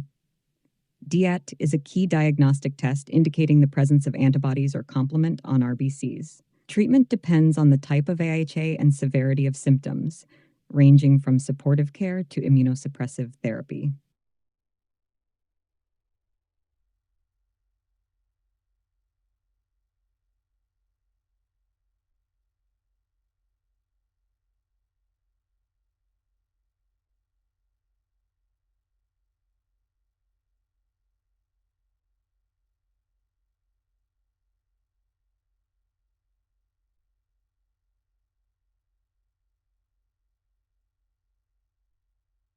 Of prothrombin time, PT, in a patient with symptoms of hemorrhagic diathesis may be caused by a deficiency of factor 2B, deficiency of fibrinogen C, deficiency of complex VWF/factor 8D, deficiency of factor 7E, deficiency of factor 13. 33. Which age group is at the highest risk of progression to active disease after Mycobacterium tuberculosis infection? A. 0 to 1 years old, B. 1 to 5 years. An isolated prolongation of prothrombin time, PT, in a patient with symptoms of hemorrhagic diathesis may be caused by D. Deficiency of factor 7. T. Key points. Prothrombin time, PT. PT measures the integrity of the extrinsic and common coagulation pathways. It is sensitive to deficiencies in factors 7, X, V2, prothrombin, and fibrinogen. Factor 7 deficiency, D. Since factor 7 is a component of the extrinsic pathway, its deficiency specifically prolongs PT without affecting the activated partial thromboplastin time, APTT, which tests the intrinsic pathway. Factor 2A, fibrinogen B, and factor 13E deficiencies. These would affect other coagulation tests as well. Factor 13 deficiency, in particular, would not typically prolong PT or APTT, but would impair clot stability. VWF factor VIII complex C. Deficiencies here primarily affect the APTT, testing the intrinsic pathway and not PT. High yield points. Hemorrhagic diathesis refers to a tendency to bleed due to a disorder of the hemostatic system, which can be caused by platelet disorders, coagulation factor deficiencies, or vascular issues. Isolated PT prolongation suggests a defect in the extrinsic or common pathway of coagulation, with factor 7 deficiency being a primary consideration.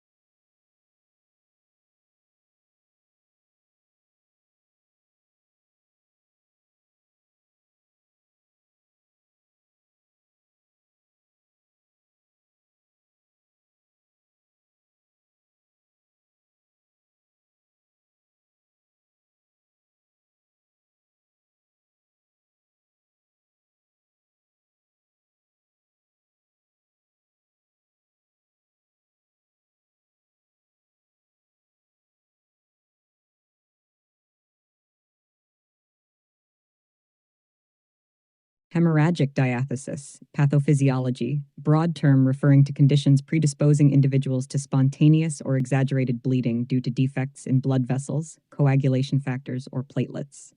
Etiologies, coagulation factor deficiencies, hemophilia A, factor VIII deficiency, hemophilia B, factor IX deficiency. Platelet function disorders, thrombocytopenia, von Willebrand disease, Bernard-Soulier syndrome. Vascular disorders, hereditary hemorrhagic telangiectasia, scurvy, vitamin C deficiency affecting collagen synthesis and vessel integrity.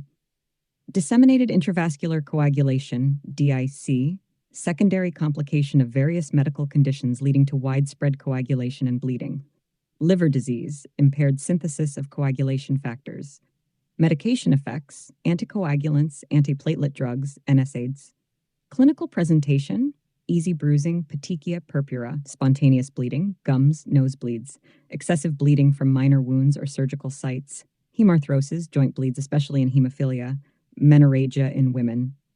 Diagnosis, complete blood count, CBC, assess platelet count, coagulation tests, PT, APTT, fibrinogen levels, D-dimer.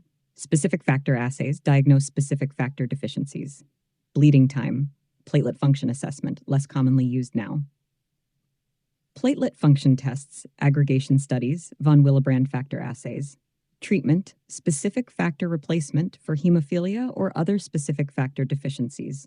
Platelet transfusions for severe thrombocytopenia.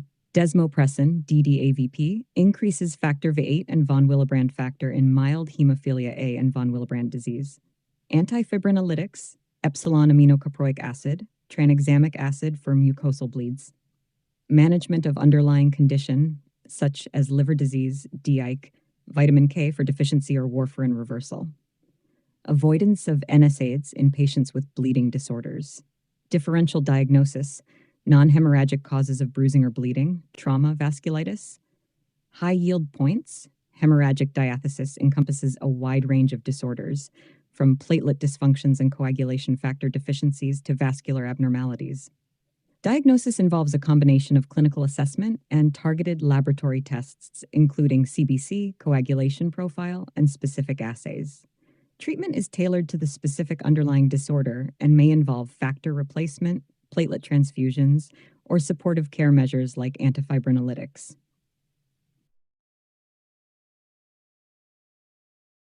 Years old C 5 to 10 years old D 10 to 15 years old E adolescence.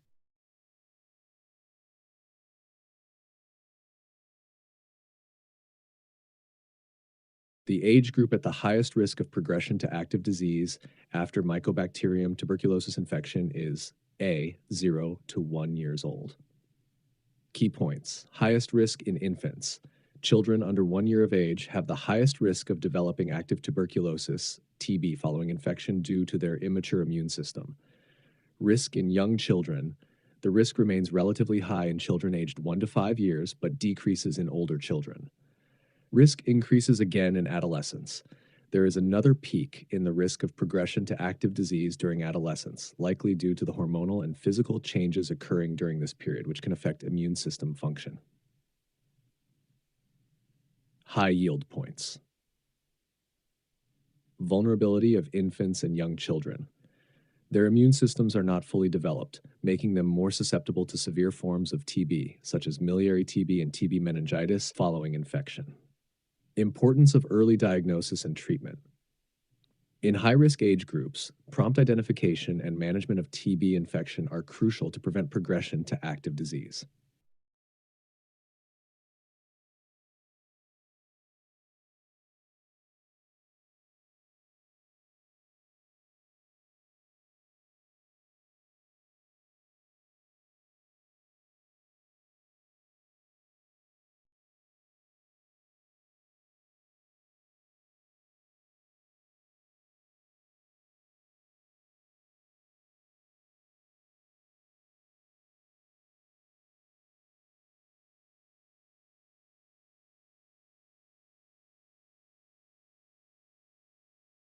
Mycobacterium tuberculosis infection, pathophysiology caused by the bacterium Mycobacterium tuberculosis, characterized by the formation of granulomas in tissues, most commonly in the lungs. Transmission, airborne droplets from an infected person with active TB disease. Clinical presentation, latent TB infected with no symptoms, not contagious. Active TB disease, symptoms include persistent cough, often with blood, weight loss, night sweats, fever, fatigue. Diagnosis, tuberculin skin test or interferon gamma release assays identify latent TB infection. Chest X-ray may show lung involvement in active TB. Sputum smear and culture confirm active TB, identified drug-resistant strains. Nucleic acid amplification tests, rapid diagnosis of active TB. Treatment, latent TB, typically treated with isoniazid or rifampin for 3 to 9 months to prevent progression to active disease. Active TB, 6-month regimen of multiple antibiotics, isoniazid, rifampin, ethambutol, and pyrazinamide, tailored based on drug susceptibility.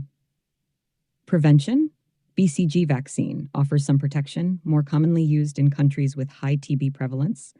Public health measures, including airborne infection control, contact tracing, and treatment of latent infection. Complications, pulmonary damage, respiratory failure. Miliary TB, dissemination to other organs. Drug-resistant TB, multi-drug-resistant, MDR, and extensively drug-resistant, XDR, TB present significant treatment challenges.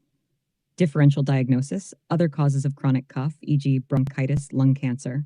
Other granulomatous diseases, e.g. sarcoidosis, fungal infections. High yield points, distinction between latent TB infection and active TB disease is crucial for management. Active TB requires combination antibiotic therapy due to high risk of developing drug resistance. Directly observed therapy, DOT, is recommended to ensure adherence to the treatment regimen for active TB.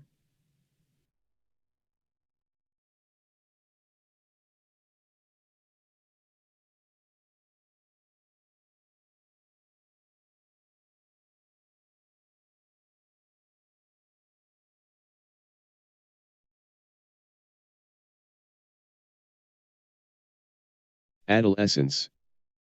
34. Which diagnostic material is not appropriate for performing bacteriological tests in pediatric patients suspected of pulmonary tuberculosis? A. Gastric aspirate. B. Stool. C. Bronchial washings. D. Cerebrospinal fluid. E. A, B and D.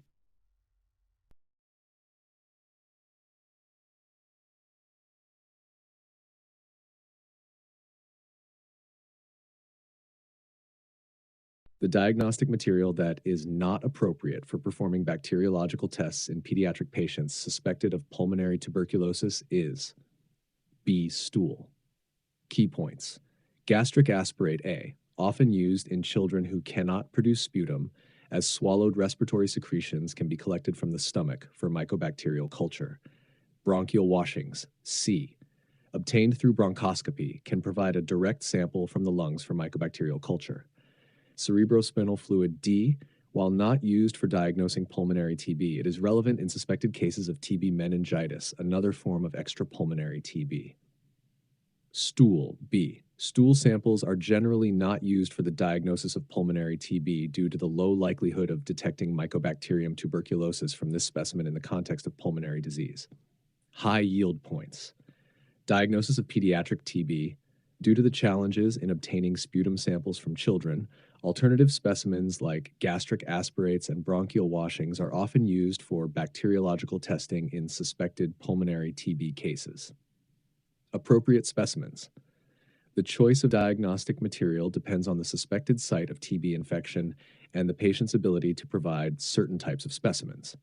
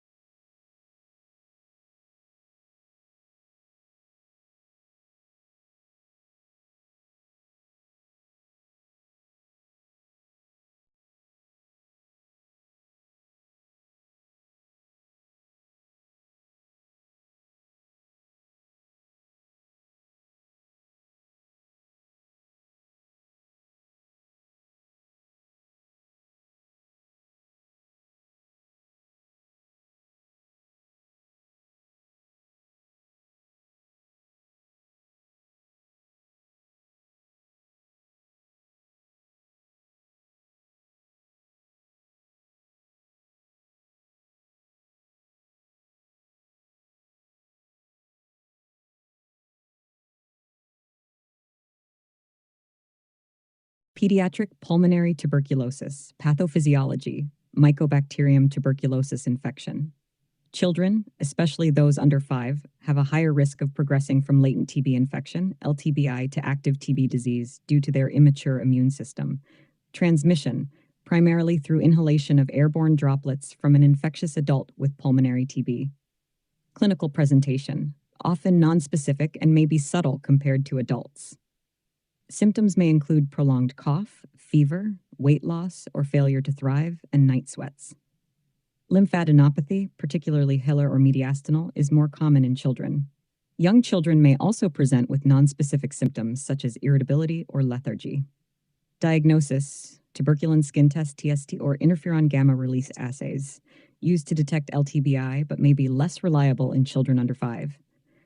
Chest X-ray may show lymphadenopathy, infiltrates, or miliary pattern. However, findings can be nonspecific.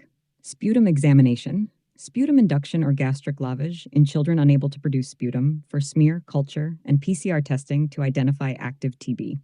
NADs, nucleic acid amplification tests, useful for rapid detection of M. tuberculosis from respiratory specimens. Treatment, latent TB, usually treated with isoniazid or rifampin for 3 to 9 months. Active TB, standard treatment involves a 2-month initial phase with isoniazid, rifampin, pyrazinamide, and ethambutol, followed by a 4-month continuation phase with isoniazid and rifampin. Treatment may be adjusted based on age, drug susceptibility, and disease severity. Adherence to treatment is crucial, and directly observed therapy may be recommended. Prevention. BCG vaccination in TB endemic regions, early detection and treatment of adults with infectious TB to prevent transmission to children, screening and treatment of LTBI in high-risk pediatric populations, differential diagnosis, viral or bacterial pneumonia, bronchitis, asthma, other causes of lymphadenopathy, or failure to thrive. High yield points. Children, especially the very young, often present with nonspecific signs and are at higher risk of severe forms of TB. Diagnosis in children is challenging due to the paucity of bacilli in sputum and nonspecific radiographic findings. Treatment principles are similar to those in adults, but dosages and formulations are age-appropriate. Preventive strategies, including vaccination and treating LTBI, are key components of TB control in pediatric populations.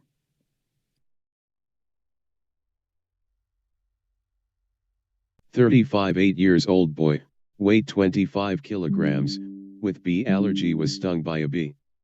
In the next few minutes after the episode, he presented with generalized urticaria, angioedema, and stridor. Which drugs will be the best option in this case? A. Only epinephrine 0,25 mg IV. B. Epinephrine 0,15 mg IV.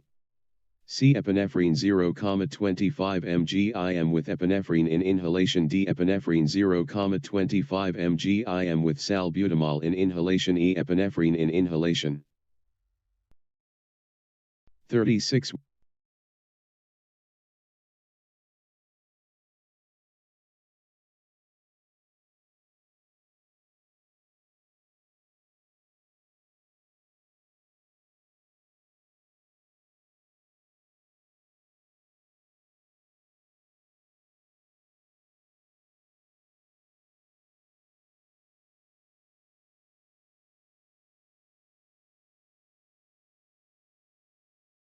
For an 8-year-old boy weighing 25 kilograms with a bee allergy who presents with generalized urticaria, angioedema, and stridor following a bee sting, the best option would be D.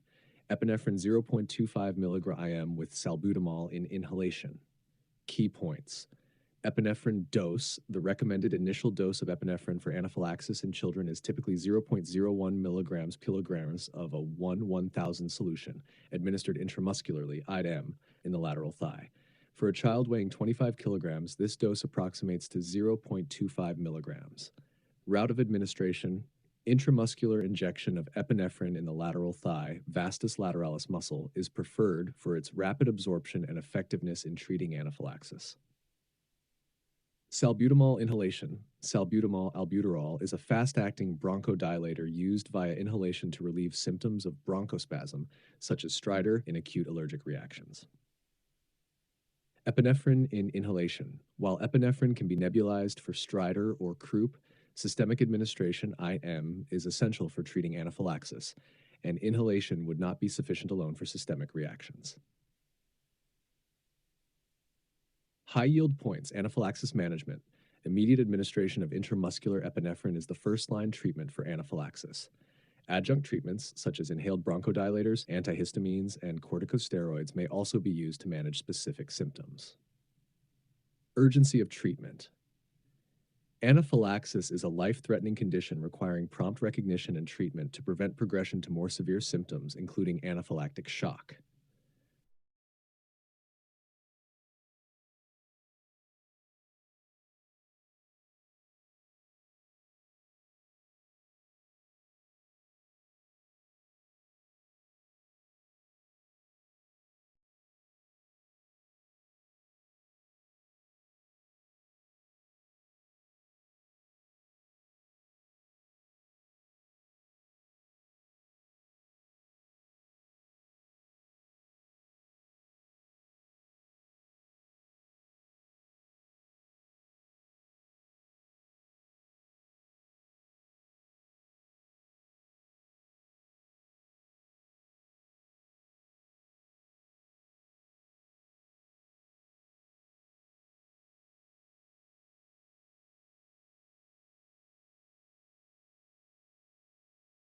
Allergy pathophysiology. Hypersensitivity reaction initiated by immunologic mechanisms, usually IgE-mediated type 1 hypersensitivity. Exposure to allergens leads to an exaggerated immune response, releasing histamine and other inflammatory mediators from mast cells and basophils. Common allergens: pollen, dust mites, animal dander, foods e.g. peanuts, shellfish, insect stings, medications. Clinical presentation: respiratory allergies, allergic rhinitis, sneezing, nasal congestion, runny nose, asthma, wheezing, breathlessness. Food allergies, hives, swelling, gastrointestinal symptoms, anaphylaxis. Skin allergies, eczema, atopic dermatitis, contact dermatitis, hives, urticaria. Drug allergies, rash, hives, respiratory problems, anaphylaxis. Insect sting allergies, swelling, redness, pain, anaphylaxis. Diagnosis, medical history and physical examination, essential to identify potential allergens. Skin prick test introduces potential allergens into the skin. Look for reactions. Serum-specific IgE test measures IgE antibodies to specific allergens in the blood. Oral food challenge, gold standard for diagnosing food allergies under medical supervision. Treatment, avoidance, best management by avoiding known allergens. Medications, antihistamines, corticosteroids, leukotriene receptor antagonists, nasal decongestants for symptomatic relief. Immunotherapy, allergy shots, desensitizes the body to allergens over time. Emergency treatment for anaphylaxis, epinephrine autoinjectors, e.g. EpiPen. Prevention, allergen avoidance, early introduction of potentially allergenic foods in infants as per current guidelines to possibly prevent food allergies. Differential diagnosis, non-allergic rhinitis, infections, viral, bacterial, irritant exposure, other causes of skin rashes or gastrointestinal symptoms. High yield points. Allergies are IgE-mediated hypersensitivity reactions to normally harmless substances. Clinical manifestations can affect the respiratory system, skin, gastrointestinal tract, or multiple systems, as in anaphylaxis. Diagnosis is based on a detailed history, physical examination, and may be confirmed with skin prick tests, specific IgE blood tests, or oral food challenges. Management includes allergen avoidance, pharmacotherapy for symptom relief, and in some cases, immunotherapy. Immediate treatment with epinephrine is crucial for anaphylaxis. Common etiologic factors of pneumonia in newborns. A. Streptococcus pneumoniae, Staphylococcus aureus, Pseudomonas aeruginosa. B. Streptococcus pneumoniae, Mycoplasma pneumonia, Chlamydophila pneumoniae. C. Enterobacteriaceae group, Streptococcus agalactiae, Chlamydia trachomatis. D. Staphylococcus aureus, Mycoplasma pneumoniae, Mycobacterium tuberculosis. E. Mycoplasma pneumoniae, Chlamydophila pneumoniae, Haemophilus influenza.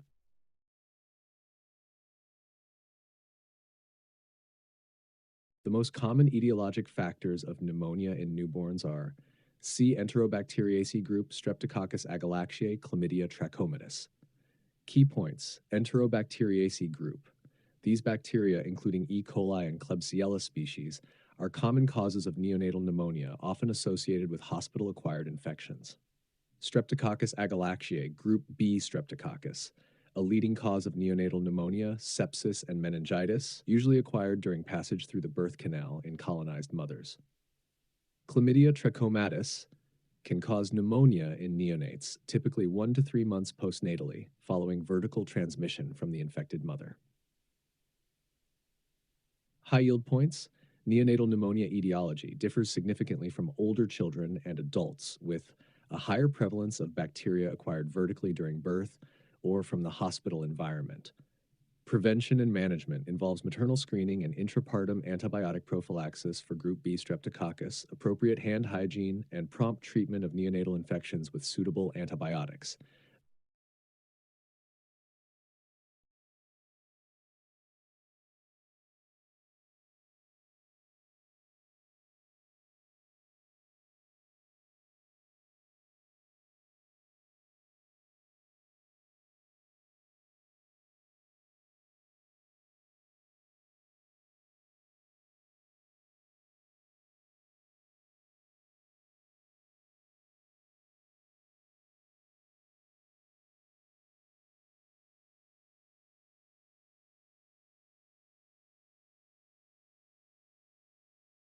Pneumonia in newborns, pathophysiology, infection of the lung parenchyma in neonates, leading to inflammation and consolidation.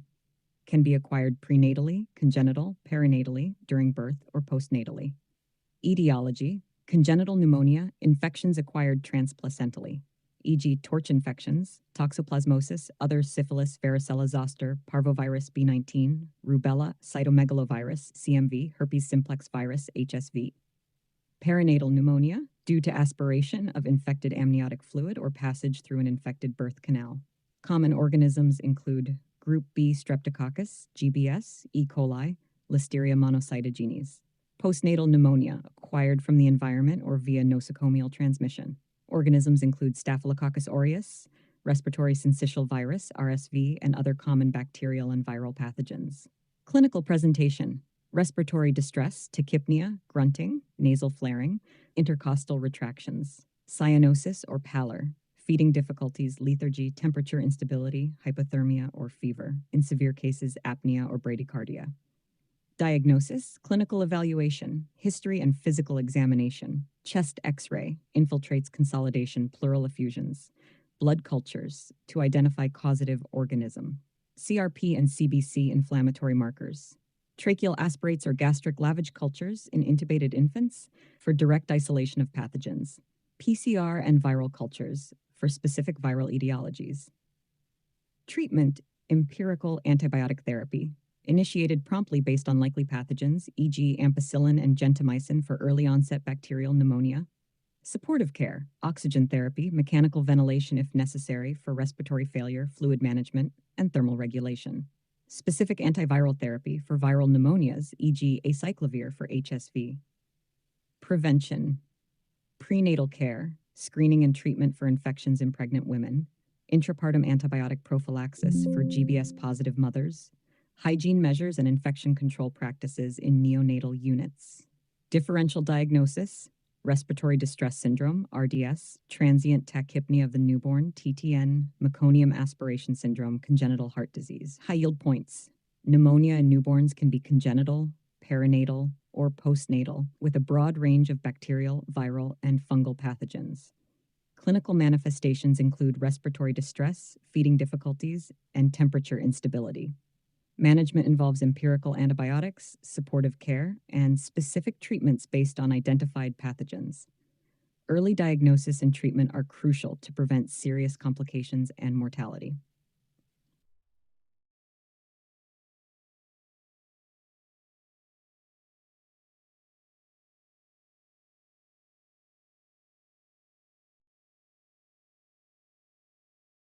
Influenza. 37. Which of the following is a drug of choice in Mycoplasma pneumoniae infection in children? A. Tetracyclines, B. Streptomycin, C. Cotrimoxazole, D. Clarithromycin, E. amoxicillin. 38. Which of the following allergies is most likely to resolve during childhood? A. Fish, B. Shellfish, C. Tree nuts, D. Peanuts, E. Cow's milk.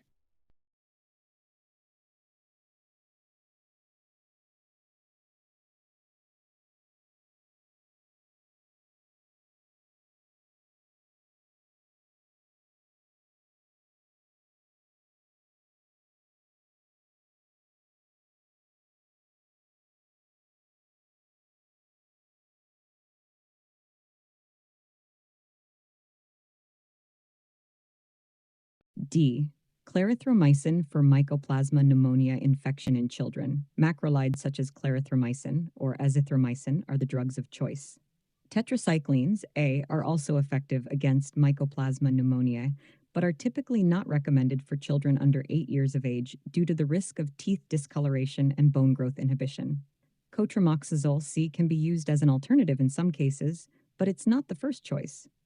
Amoxicillin E is not effective against Mycoplasma pneumonia, as this organism lacks a cell wall, which is the target of amoxicillin's action. Streptomycin B is an aminoglycoside antibiotic not typically used for treating Mycoplasma pneumonia infections.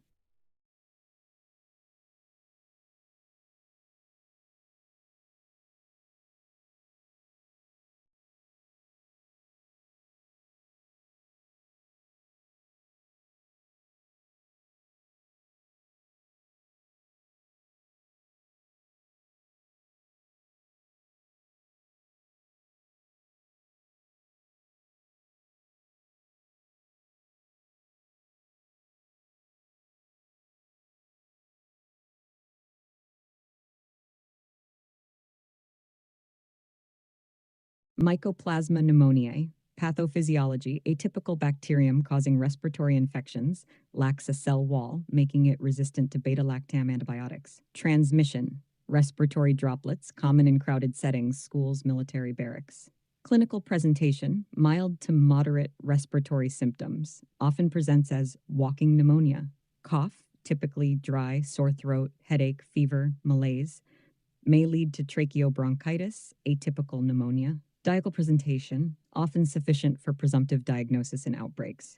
Chest X-ray may show interstitial infiltrates more extensive than clinical findings suggest. Serology, cold agglutinins, nonspecific, specific IgM and IgG antibodies against M. pneumoniae. Detection of M. pneumoniae DNA in respiratory specimens, more specific and sensitive. Treatment, macrolides, azithromycin or clarithromycin, preferred in children and adults for their effectiveness and fewer side effects. Tetracyclines, doxycycline, option for older children and adults. Fluoroquinolones, levofloxacin, moxifloxacin, alternative for adults. Complications, extrapulmonary manifestations, hemolytic anemia, skin rashes, e.g. erythema multiforme, neurological complications, e.g. encephalitis, meningitis.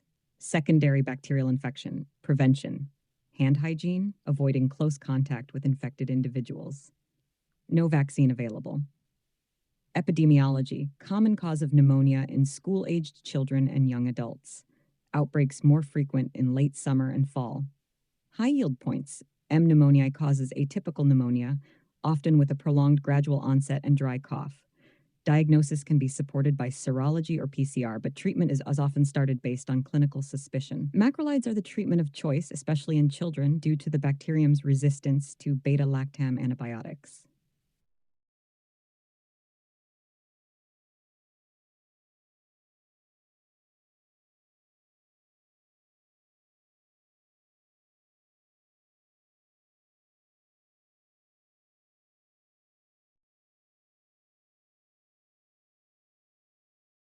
Cow's milk. Cow's milk allergy is the most likely among the options to resolve during childhood. Many children outgrow milk allergies by the age of 5, although it can persist longer in some cases.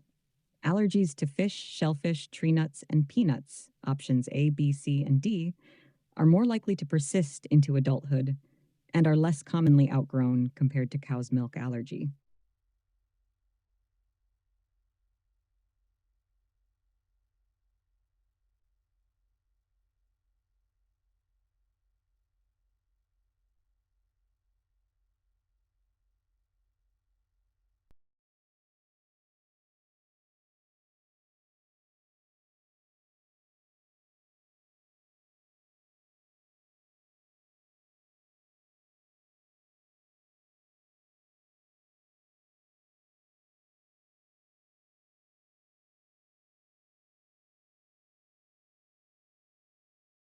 Allergies are hypersensitivity reactions initiated by the immune system's overreaction to harmless substances, known as allergens.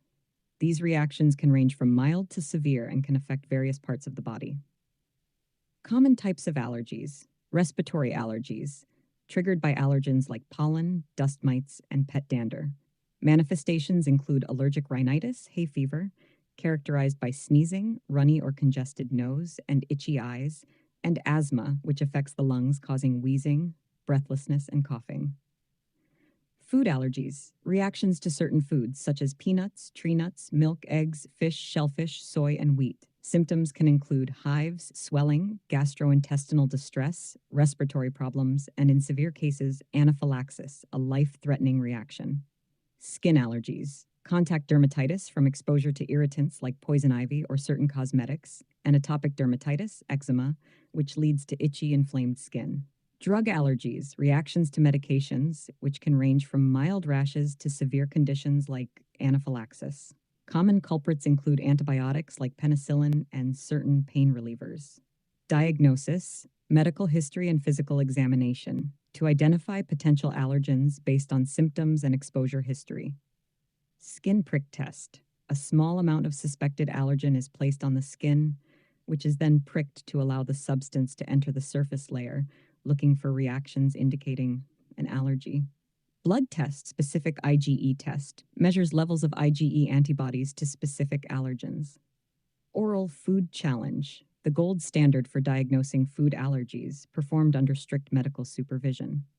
Treatment, avoidance. The most effective way to manage allergies is to avoid known allergens. Medications, antihistamines, corticosteroids, and leukotriene receptor antagonists can help manage symptoms. For severe reactions, epinephrine autoinjectors, EpiPen, are used to treat anaphylaxis. Immunotherapy, allergy shots or sublingual tablets, can desensitize the immune system to specific allergens over time, reducing the severity of reactions. Prevention, environmental control, reducing exposure to allergens through air filters, regular cleaning, and hypoallergenic bedding, for example.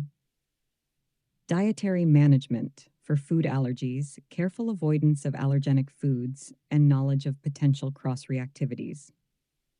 Early introduction. Recent guidelines suggest the early introduction of potentially allergenic foods in infants' diets to potentially prevent food allergies, particularly for high-risk infants. Understanding allergies and their triggers is crucial for effective management and prevention of reactions, improving the quality of life for those affected.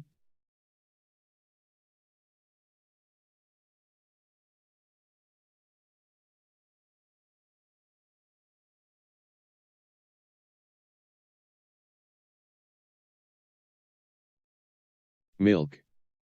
39 Diagnosis of allergic acute dermatitis in children is based on A. Clinical features, B. Patch test, C. IgE level, D. Skin biopsy, E. IgG level. Diagnosis of allergic acute dermatitis in children is primarily based on A. Clinical features. Key points: clinical presentation, characterized by erythema, vesicles, and pruritus. Distribution often suggests contact allergen.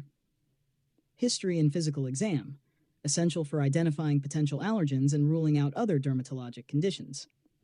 Patch test, useful for confirming suspected allergens, especially in contact dermatitis, but less so for acute presentations.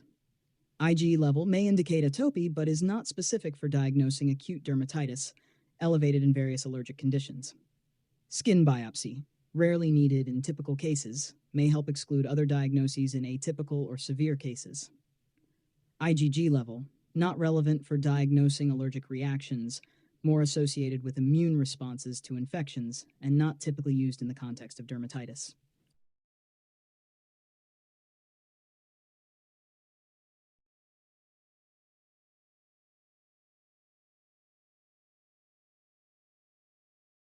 Have allergic acute dermatitis. Overview, pathophysiology, immune-mediated reaction, primarily type 1 hypersensitivity, involves IgE antibodies and mast cell degranulation leading to inflammation. Characteristic symptoms, erythema, redness, pruritus, itchiness, edema, swelling, vesicles, small blisters. Clinical presentation, acute onset following exposure to allergen, commonly affects exposed skin areas, may have systemic symptoms in severe cases, e.g. anaphylaxis. Diagnosis, clinical diagnosis based on history and physical examination, patch testing for specific allergens, elevated serum IgE levels. Treatment, identification and avoidance of allergen, topical corticosteroids for inflammation, antihistamines for pruritus. Severe cases may require systemic corticosteroids. Prognosis, good with identification and avoidance of the allergen, recurrence common if exposed to allergen again. Key points. High-yield information, acute onset and relation to allergen exposure are key. Vesicular eruptions with intense pruritus. Patch testing is gold standard for identifying specific allergens.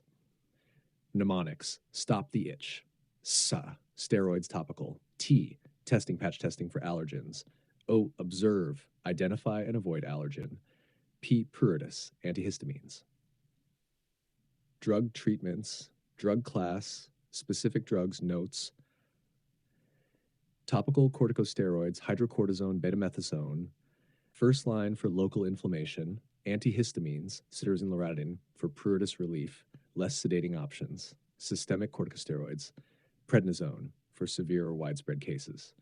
Diagnostic criteria, clinical diagnosis based on history of exposure to potential allergens, physical examination findings, supporting tests, patch testing for allergen identification, elevated serum IgE levels, not specific.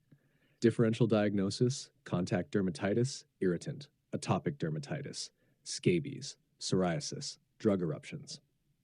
High yield points. Immediate removal and avoidance of the identified allergen are crucial. Patch testing can help in identifying the specific allergen causing the dermatitis. Systemic involvement or anaphylaxis requires urgent medical intervention.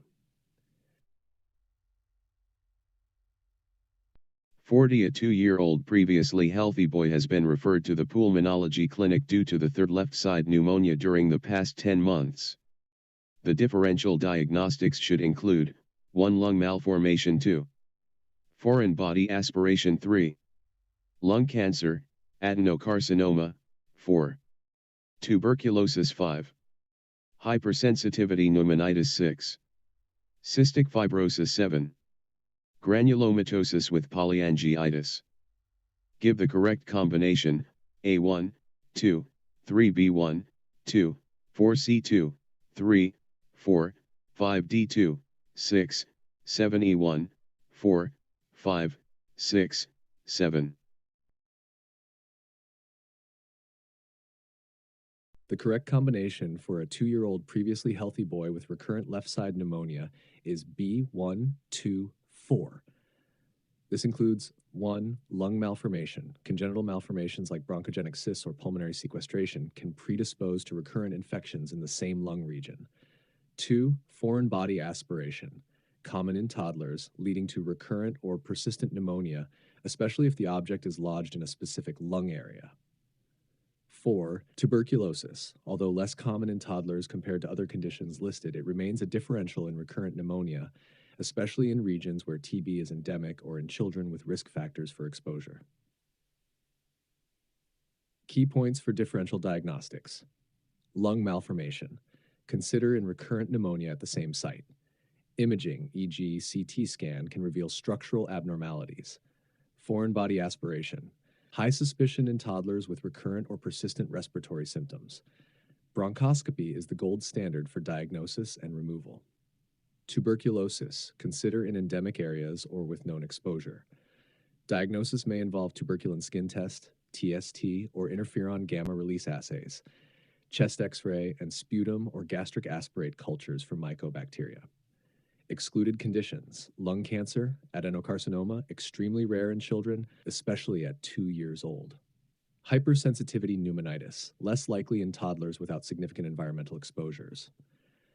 Cystic fibrosis could present with recurrent respiratory infections, but typically includes a wider range of symptoms like failure to thrive, pancreatic insufficiency. Granulomatosis with polyangiitis, very rare in toddlers, typically presents with systemic symptoms beyond isolated pulmonary issues.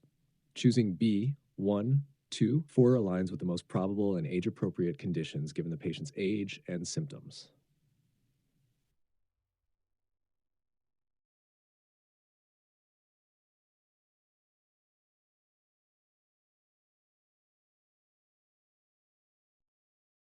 Seven. E1, 4, 5, 6, 7. 41 in a 3-year-old child with asthma, which is the single most effective mode of bronchodilator delivery. A metered dose inhaler alone, B dry powder inhaler, C metered dose inhaler with spacer, D tablets, E syrup. 42 The most prominent signs of pneumonia in the clinical examination of a toddler are A barking cough, stridor, dullness to percussion, and wheezing on auscultation. B dry cough, dullness to percussion, and wheezing on auscultation. C dry cough, dullness to percussion, crackles on auscultation. D productive cough, rhonchi, and wheezing on auscultation. E barking cough, rhonchi, and crackles on auscultation. 43 Which of the following are associated with pneumonia in school children? 1 RSV, influenza virus, 4, 2. Streptococcus pneumoniae 3. Moraxilla catarrhalis 4. Chlamydia pneumoniae 5. Rhinovirus 6. Mycoplasma pneumoniae. For a 3-year-old child with asthma, the single most effective mode of bronchodilator delivery is C, metered dose inhaler with spacer. Key Key points. Metered dose inhaler with spacer, ideal for young children who might have difficulty coordinating breaths. Spacer helps deliver medication more effectively to the lungs, reduces risk of side effects compared to direct inhaler use. Other options. Metered dose inhaler alone, less effective in young children due to coordination required. Dry powder inhaler, not suitable for very young children due to need for a strong, fast inhalation. Tablets and syrup, not the most effective for acute bronchodilation as they don't target the airways directly and have a slower onset of action. Using a metered dose inhaler with a spacer is recommended by pediatric asthma guidelines for young children, as it ensures better drug delivery and efficacy. The most prominent signs of pneumonia in the clinical examination of a toddler are C. Dry cough, dullness to percussion, crackles on auscultation. Key points. Dry cough, common in viral pneumonia. Toddlers may not effectively produce sputum. Dullness to percussion suggests consolidation, typical in bacterial pneumonia. Crackles on auscultation, indicative of fluid in the alveoli, a hallmark sign of pneumonia. Other signs and symptoms. Considerations. Barking cough, stridor, more characteristic of upper airway infections like croup. Wheezing, more commonly associated with bronchiolitis or asthma. Productive cough, less common in toddlers due to less ability to expectorate sputum. Raunchy suggests larger airway obstruction, not specific to pneumonia.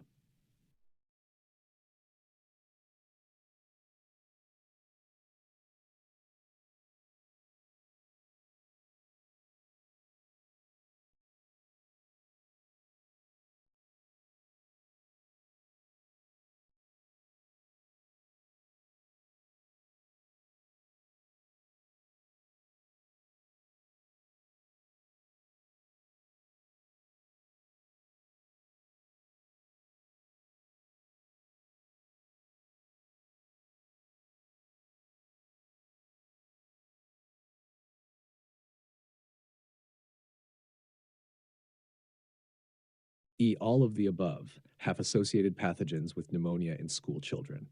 1. RSV, influenza virus IV, common viral causes of lower respiratory infections, including pneumonia. 2. Streptococcus pneumonia, the most common bacterial cause of community-acquired pneumonia in children. 3. Moraxella catarrhalis, a less common cause, but can lead to bacterial pneumonia, especially in those with underlying respiratory issues. 4. Chlamydia pneumoniae, known to cause atypical pneumonia, especially in school-aged children and adolescents. For 5, rhinovirus, while primarily associated with the common cold, it can predispose children to secondary bacterial pneumonia. 6, mycoplasma pneumonia, causes walking pneumonia and is a significant cause of pneumonia in school-aged children and adolescents. Key points. Viral causes. RSV and influenza are significant during flu season and epidemics. Bacterial causes. Streptococcus pneumoniae remains the leading bacterial cause, with Mycoplasma pneumoniae important in older children. Atypical bacteria, Mycoplasma pneumoniae and Chlamydia pneumoniae, are known for more insidious onset and less severe symptoms. Co-infections. Viral infections can predispose to bacterial superinfections, complicating the clinical picture.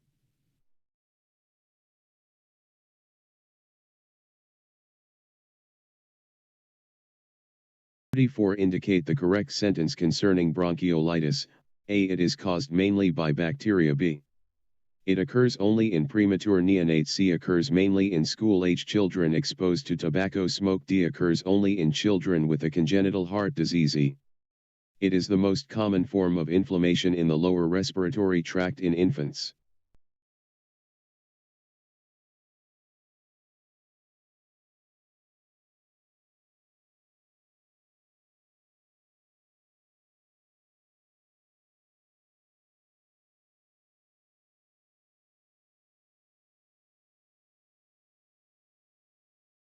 E. It is the most common form of inflammation in the lower respiratory tract in infants.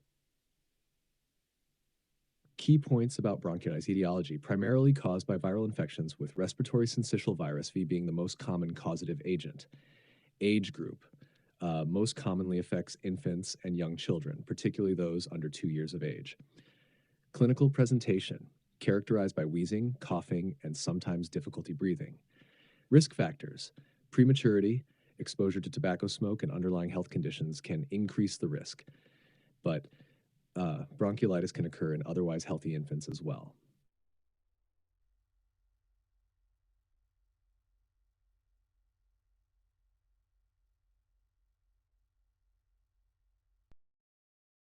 Infants.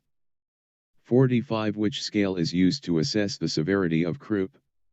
A. Apgar scale, B. Silverman scale, C. Westley scale, D. Centaur scale, E. Picador scale. 46. Which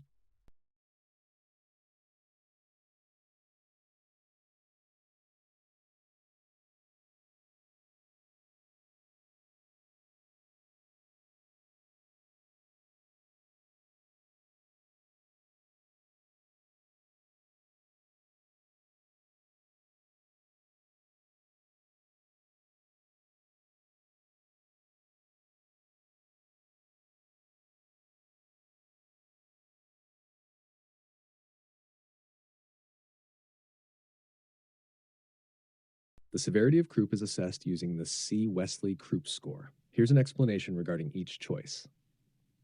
A. Apgar scale, use, assesses the physical condition of a newborn immediately after birth.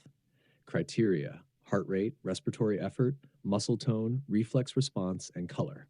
Scoring: each parameter is scored from 0 to 2 with a maximum total score of 10. B. Silverman-Anderson score, use, evaluates the severity of respiratory distress in newborns. Criteria includes upper chest retraction, lower chest retraction, xiphoid retraction, nasal flaring, and expiratory grunt. Scoring: each parameter is scored from 0 to 2, with a lower score indicating less severe distress. C. Westley croup score, use, specifically designed to assess the severity of croup in children. Considers stridor, retractions, air entry, cyanosis, and level of consciousness. Scoring ranges from 0 mild to 17 severe, guiding treatment decisions.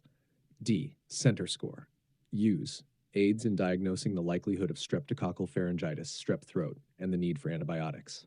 Criteria: presence of tonsillar exudate, tender anterior cervical adenopathy, fever, absence of cough, and age. Scoring ranges from -1 to 5, with higher scores suggesting a greater likelihood of strep throat. E. Picador score, use, predicts chronic obstructive pulmonary disease, COPD, exacerbations. Criteria includes previous exacerbations, inhaler technique, comorbidities, age, dyspnea, and access to healthcare. Scoring used to estimate the risk of COPD exacerbations in the following year.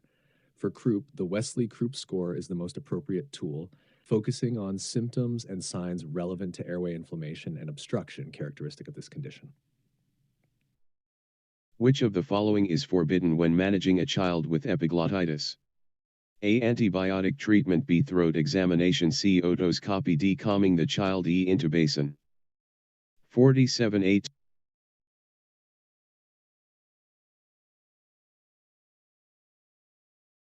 B. Throat examination.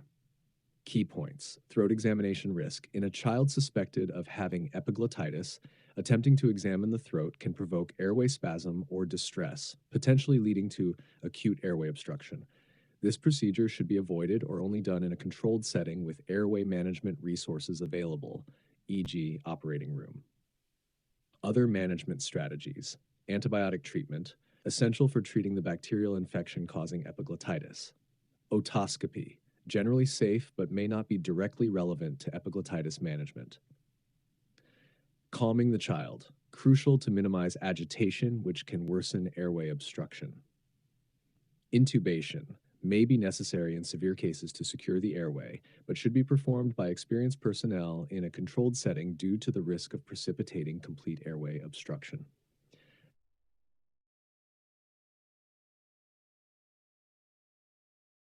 Runny nose, an elevated body temperature of up to 37,8 degrees C for 5 days was seen by a pediatrician. She was generally in good condition, without dyspnea, on auscultation crackles on the right side, and wheezes bilaterally were stated. What is the most probable etiologic factor of her infection? A. Respiratory syncytial virus, B. Streptococcus pneumoniae, C. Chlamydia trachomatis, D. Epstein-Barr virus, E. Haemophilus influenza. A. Respiratory syncytial virus, RSV. Rationale: symptom profile, cough, runny nose, and fever are common in RSV infections, particularly in young children. Auscultation findings: crackles and wheezes are typical in RSV-induced lower respiratory tract infections such as bronchiolitis. Age group: RSV is the most common cause of lower respiratory tract infections in infants and young children, especially under 2 years of age. Clinical presentation: generally good condition despite symptoms suggests a viral etiology, with RSV being the most likely given the age and symptoms. Influenza. 48 vaccinations in children with type 1 diabetes should be performed as follows. A. Children with diabetes follow the same schedule as in the population of healthy children, but metabolic disorders resulting from this disease are a temporary contraindication to vaccination. B. Children with diabetes have a calendar in which vaccines containing weakened viruses or bacteria are not used due to the increased risk of NOP, adverse post-vaccination reaction. C. Vaccinations may shorten the period of prediabetes. D. Vaccinations can cause diabetes. E. Vaccinations outside the current vaccination schedule are not recommended. A. Children with diabetes follow the same schedule as in the population of healthy children, but metabolic disorders resulting from this disease are a temporary contraindication to vaccination. Key points: same schedule. Children with type 1 diabetes should generally follow the same vaccination schedule as their healthy peers, ensuring protection against common and preventable diseases. Metabolic stability. Vaccinations are safest when the child's metabolic state is stable. Severe metabolic disturbances, such as significant hyperglycemia or ketoacidosis, should be managed and stabilized before vaccination to avoid complicating the response to the vaccine or the child's underlying condition. No alteration of vaccination contents. There is no need to modify the types of vaccines, e.g., avoiding live vaccines for children with type 1 diabetes under most circumstances, contrary to some conditions that severely compromise the immune system. Protection importance. Certain vaccinations might be even more crucial for children with chronic conditions like diabetes to prevent serious complications from infectious diseases. No evidence of vaccinations causing diabetes. There is no scientific evidence to support that vaccinations cause type 1 diabetes or that they can shorten the period of prediabetes. Recommendations for additional vaccines. In some cases, additional vaccinations beyond the standard schedule may be recommended for children with certain health conditions, including diabetes, to provide extra protection against specific infections. Healthcare providers may recommend vaccines like the annual influenza vaccine and possibly pneumococcal vaccines, considering the increased risk of complications from these infections in individuals with diabetes. A. Respiratory syncytial virus. B. Strep. 48. 49. What are the typical complications of diabetic ketoacidosis? 1. Cerebral edema. 2. Hypoglycemia. 3. Hypokalemia. 4. Hyperkalemia. 5. Peripheral vein thrombosis. Correct. A1, 2, 3, 5B1, 4, 5C1, 2, 4D1, 2, 3 epsilon 1, 2, 4, 5.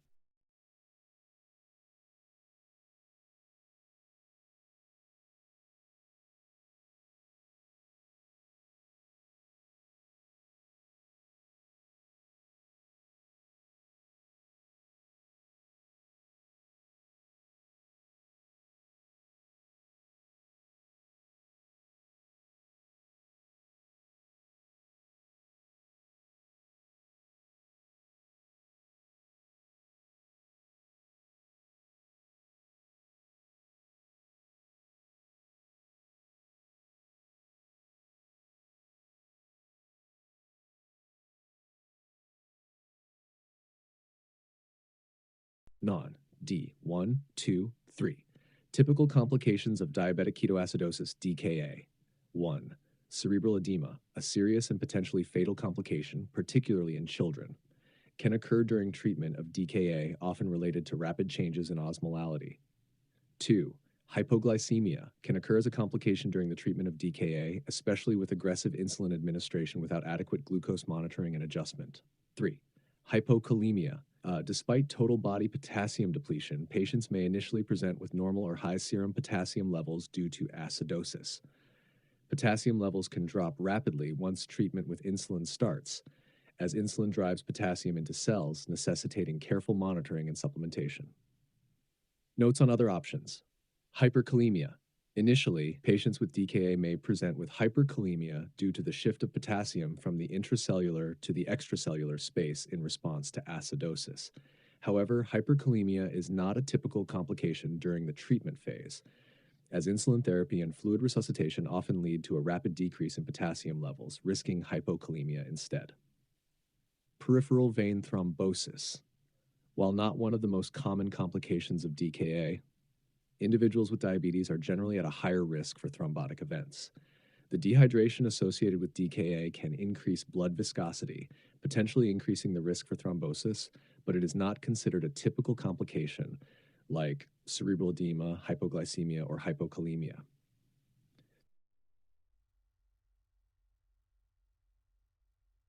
Which among following symptoms of Cushing's syndrome is false?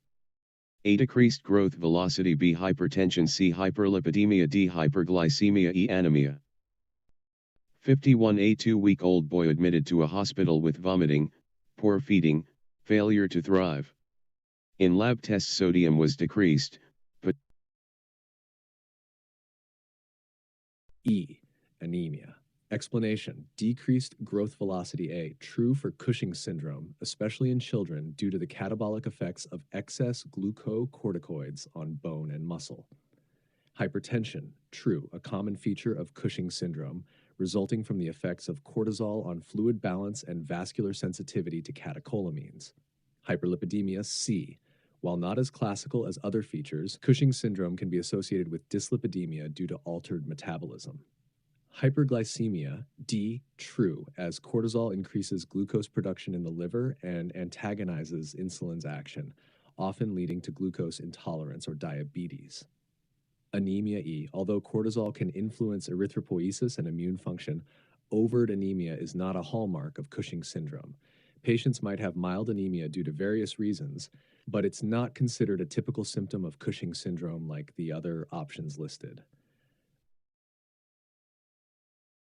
potassium was increased and metabolic acidosis was present. The most possible diagnosis is A. Pylorostenosis. B. Gastroesophageal reflux. C. Congenital adrenal hyperplasia. D. Food allergy. E. Rotavirus infection.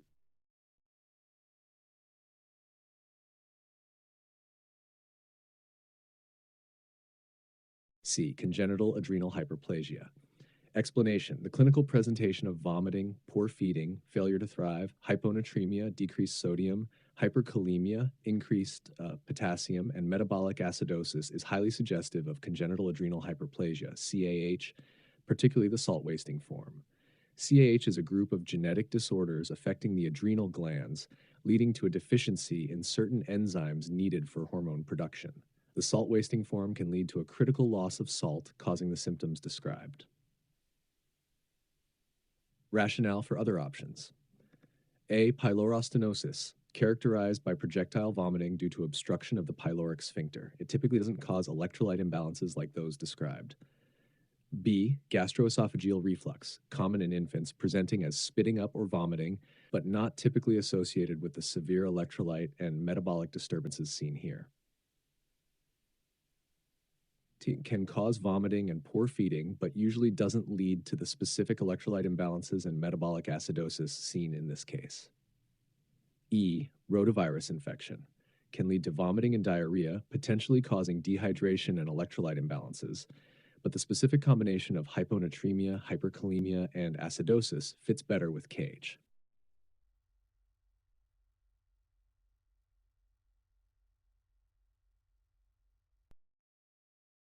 Right ventricular enlargement is typical for A. Totally anomalous pulmonary veins return. B. Ventricular septal defect. C. Patent ductus arteriosus. D. Aortic stenosis. E. None of them. 53 When palpating the brachial, radial, and femoral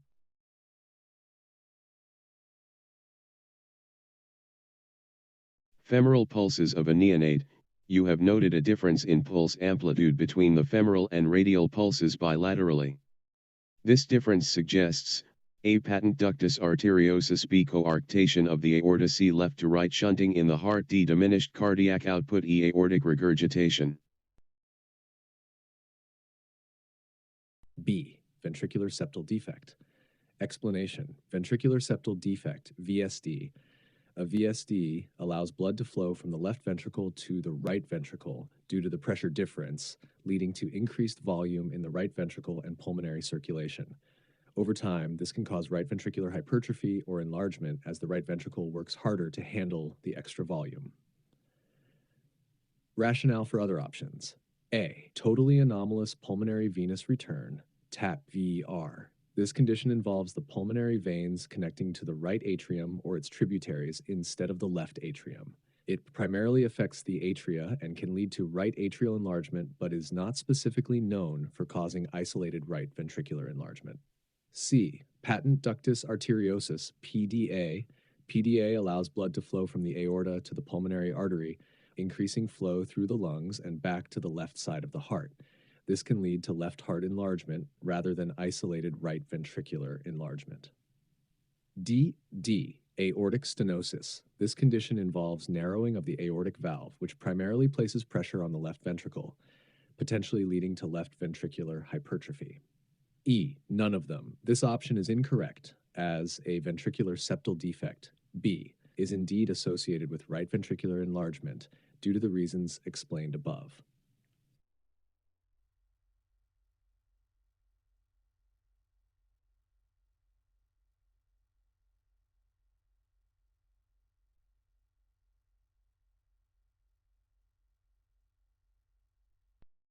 For option A, totally anomalous pulmonary venous return, TVR, right ventricular enlargement can indeed occur, but it is not the most direct or typical consequence of this condition. TVR is a congenital heart defect where all four pulmonary veins do not connect normally to the left atrium.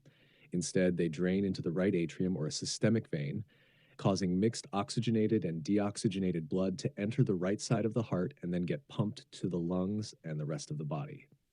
Impact of TAP-VR on the heart. Increased workload. The right atrium and ventricle handle more blood volume due to the additional oxygenated blood from the pulmonary veins. This can lead to enlargement, hypertrophy of these chambers over time. Pulmonary overcirculation. The increased blood flow to the lungs returned to the right side of the heart can cause the right ventricle to work harder, potentially leading to right ventricular hypertrophy or enlargement as a compensatory mechanism. Comparison with other conditions. While right ventricular enlargement can occur in TAP-VR due to the reasons mentioned, conditions like a B ventricular septal defect, VSD, Staudtner, are more directly associated with right ventricular enlargement due to the left to right shunt, increasing the volume load specifically on the right ventricle. In summary, while TAP-VR can lead to right ventricular enlargement due to increased volume and pressure load, it's the indirect result of the anomalous pulmonary venous return and the subsequent increased flow through the right heart chambers, rather than a direct consequence of the anatomical defect itself.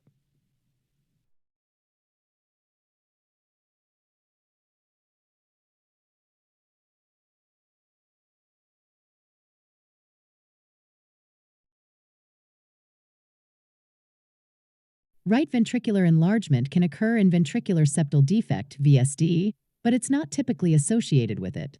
In VSD, the hole between the lower heart chambers, right and left ventricles, allows oxygen-rich blood to move back into the lungs instead of being pumped to the rest of the body.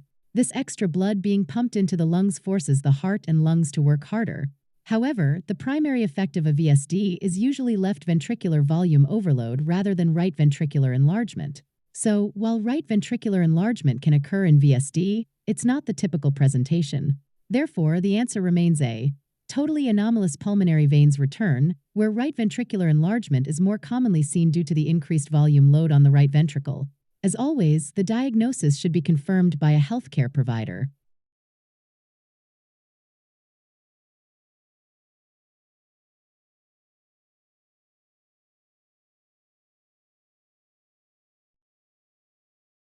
B. Coarctation of the aorta. Coarctation of the aorta. This congenital heart defect is characterized by a narrowing of the aorta, which can lead to a noticeable difference in pulse amplitude between the upper and lower extremities. The obstruction causes higher blood pressure and stronger pulses in the arms, brachial and radial pulses, and weaker pulses in the legs, femoral pulses. Rationale for other options. A. Patent ductus arteriosus, PDA. PDA involves an abnormal blood flow between the aorta and the pulmonary artery, but does not typically cause a difference in pulse amplitude between upper and lower limbs. C. Left to right shunting in the heart. Conditions with left to right shunt, like atrial septal defect or ventricular septal defect, typically increase pulmonary blood flow but do not cause differential pulse amplitudes between the upper and lower extremities. D. Diminished cardiac output. Generalized diminished cardiac output would likely affect all pulses but wouldn't cause a differential pulse amplitude between the upper and lower extremities. E. Aortic regurgitation. Aortic regurgitation affects the aortic valve, leading to backflow of blood into the left ventricle during diastole. While it can affect pulse characteristics, it does not typically cause a discrepancy between upper and lower limb pulses.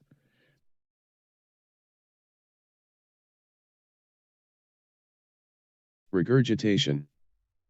54. Which of the following diseases prostaglandin E1 is the first choice therapy?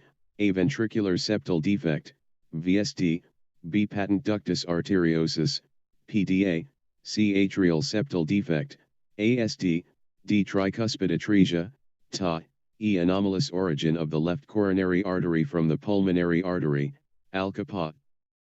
55.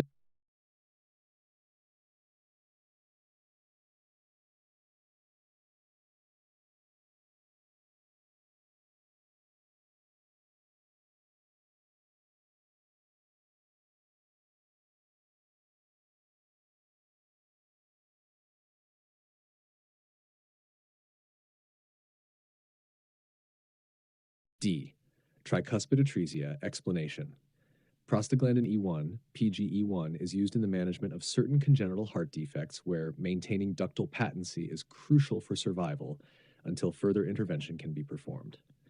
Tricuspid atresia, TA, is a condition where the tricuspid valve is absent or abnormally developed, preventing blood from flowing from the right atrium to the right ventricle.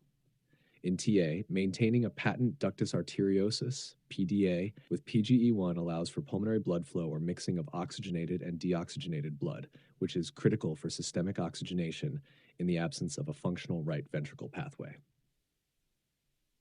Rationale for other options. A. Ventricular septal defect, VSD.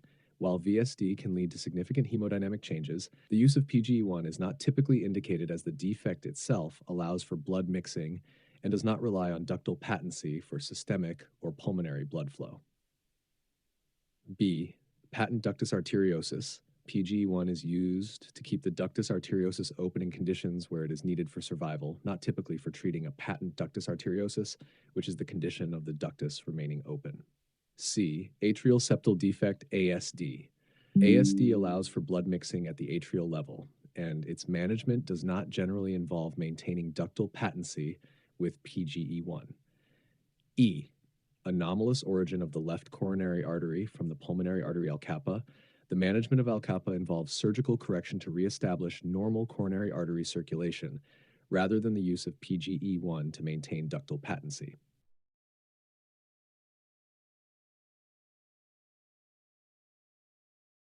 Heart failure and associated tachycardia and is prescribed furosemide.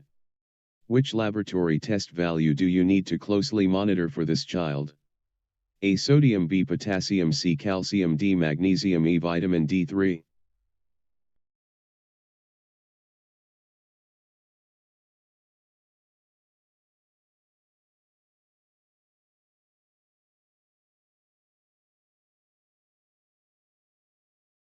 B. Potassium. Explanation. Furosemide, a loop diuretic, is commonly used in the management of heart failure to reduce fluid overload. However, it can lead to significant electrolyte imbalances, particularly hypokalemia, low potassium levels, due to increased renal potassium excretion. Importance of monitoring potassium. Hypokalemia risk can lead to dangerous cardiac arrhythmias, muscle weakness, and alterations in cardiac function, especially critical in patients with heart failure. Tachycardia concern. Existing tachycardia combined with hypokalemia can further exacerbate the risk of arrhythmias, making potassium monitoring even more essential. Rationale for other options. Sodium. While furosemide can also affect sodium levels, leading to hyponatremia, potassium imbalance is more acutely dangerous and thus more crucial to monitor. C. Calcium. Loop diuretics can cause alterations in calcium excretion, but significant hypocalcemia is less common and less immediately concerning than hypokalemia. D. Magnesium. Furosemide can also lead to hypomagnesemia, which is important but secondary to potassium in terms of immediate cardiac risks. E. Vitamin D3. Not directly affected by furosemide and not typically a critical concern in the acute management of heart failure and diuretic therapy.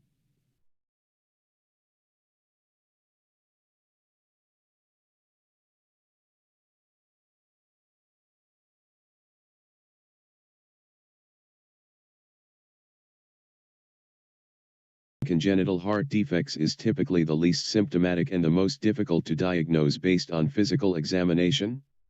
A. Atrial septal defect, ASD, B. Ventricular septal defect, VSD, C. Tetralogy of Fallot, TOF, D. Coarctation of the aorta, COA, E. Transposition of great arteries, TGA.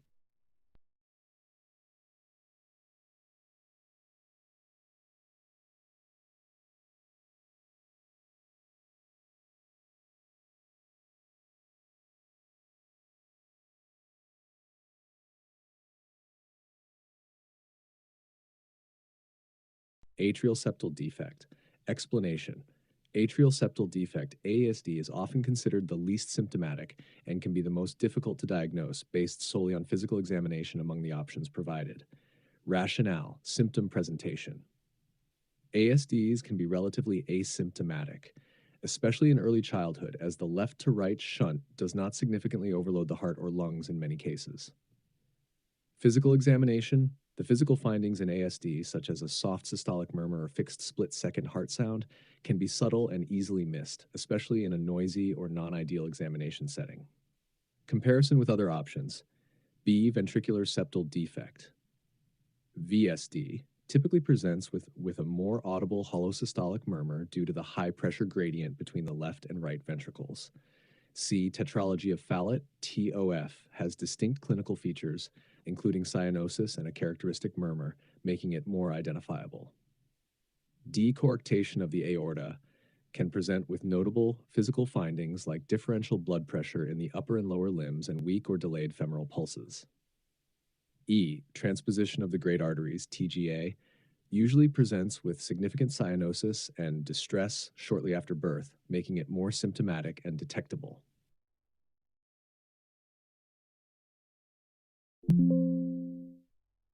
A right axis deviation is typical for term newborn. B. Normal axis deviation could be seen in preterm. C. Normal axis deviation is typical for term newborn. D. Right axis deviation could be due of right ventricle hypertrophy. E. Left axis deviation could be due to the left bundle branch block.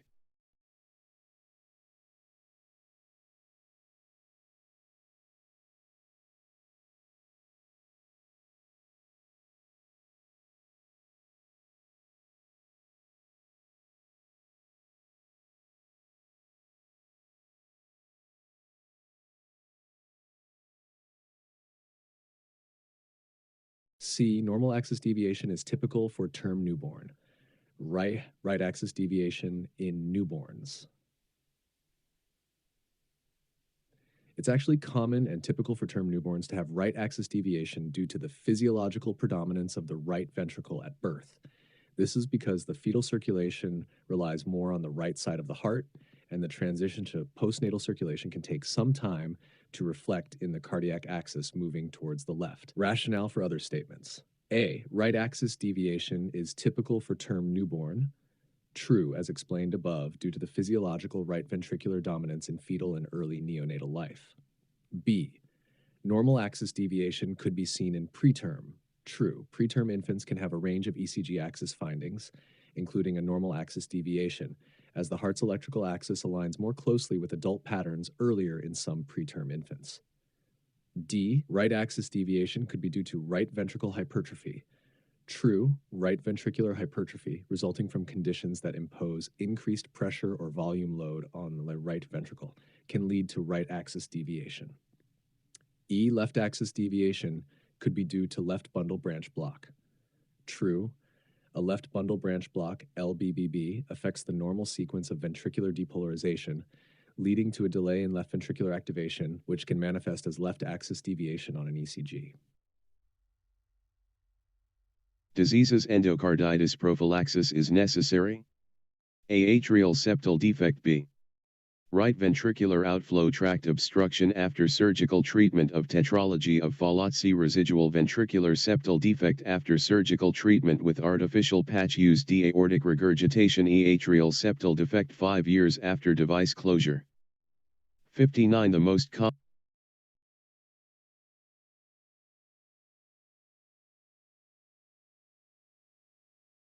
C. Residual ventricular septal defect after surgical treatment with artificial patch use. Explanation. Endocarditis prophylaxis is recommended for certain high-risk cardiac conditions where the risk of infective endocarditis is significantly increased. The use of prosthetic material, such as an artificial patch in the heart, is one such condition that increases the risk, as bacteria can more easily adhere to foreign materials than to native endothelium. Rationale for other options. A. Atrial septal defect, ASD. Isolated ASDs are not typically considered high risk for infective endocarditis, and prophylaxis is not usually recommended unless there are other risk factors. B. Right ventricular outflow tract obstruction after surgical treatment of tetralogy of Fallot. Prophylaxis is generally not indicated unless there is residual defect adjacent to a prosthetic patch or device. D. Aortic regurgitation.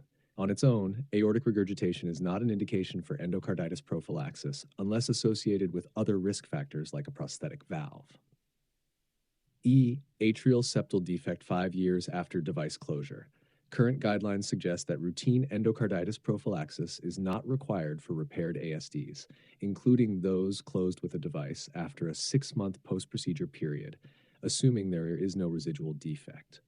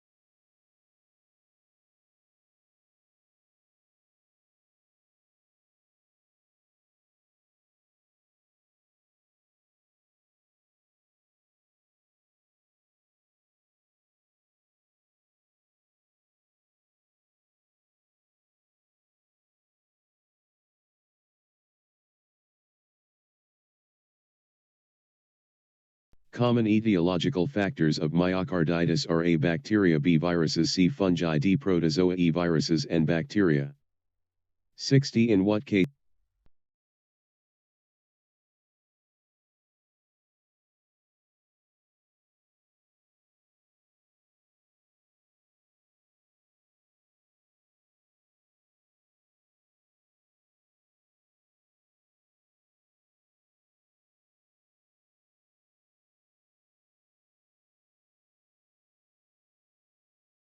B.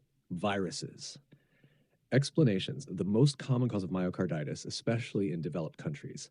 Common viral etiologies include Coxsackie B virus, adenovirus, parvovirus B19, and human herpes virus 6, among others. Viral myocarditis can result from the direct viral invasion of the myocardium and the subsequent immune response.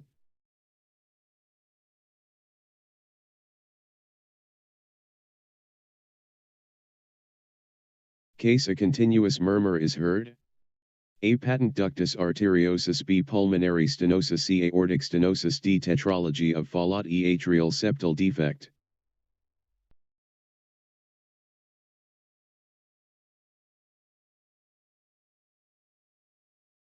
C. Fungi, D. Protozoa, E. Virus.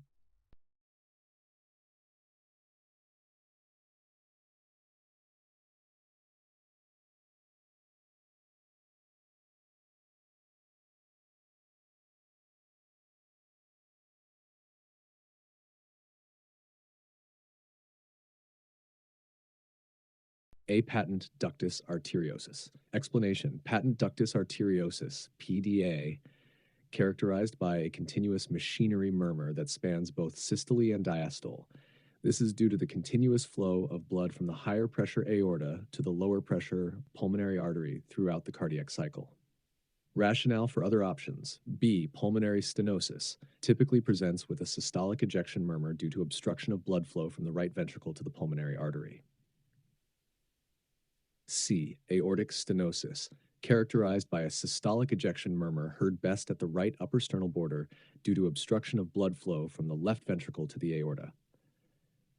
D. Tetralogy of Fallot, typically presents with a systolic murmur due to right ventricular outflow tract obstruction and not a continuous murmur.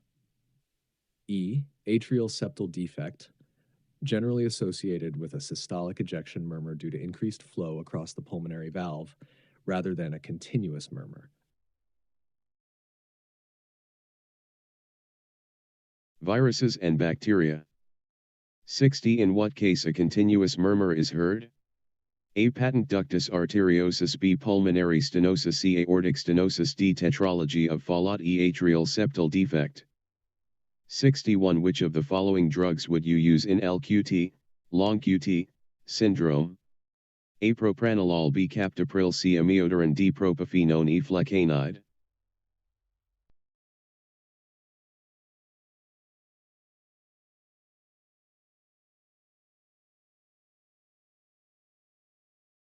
A. Propranolol. Explanation. Propranolol, a beta blocker, is the first-line treatment for long QT syndrome, LQTS. It works by reducing sympathetic stimulation of the heart, which can help prevent the dangerous arrhythmias associated with LQTS. Rationale for other options. B. Captopril, an ACE inhibitor, primarily used for hypertension and heart failure, not typically used for LQTS. C. Amiodarone. While it is an antiarrhythmic, it can actually prolong the QT interval and would be contraindicated in patients with LQTS. D. Propafenone and E. Flecainide. Both are class 1C antiarrhythmics that can also prolong the QT interval and are not recommended for use in LQTS.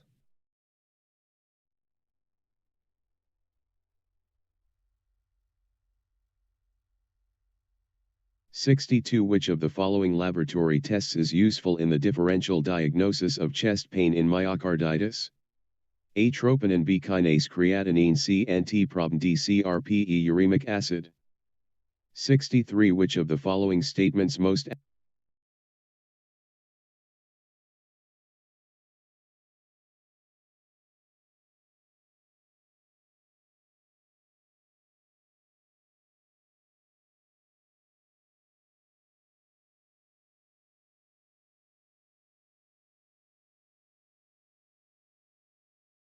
A. Troponin. DEP.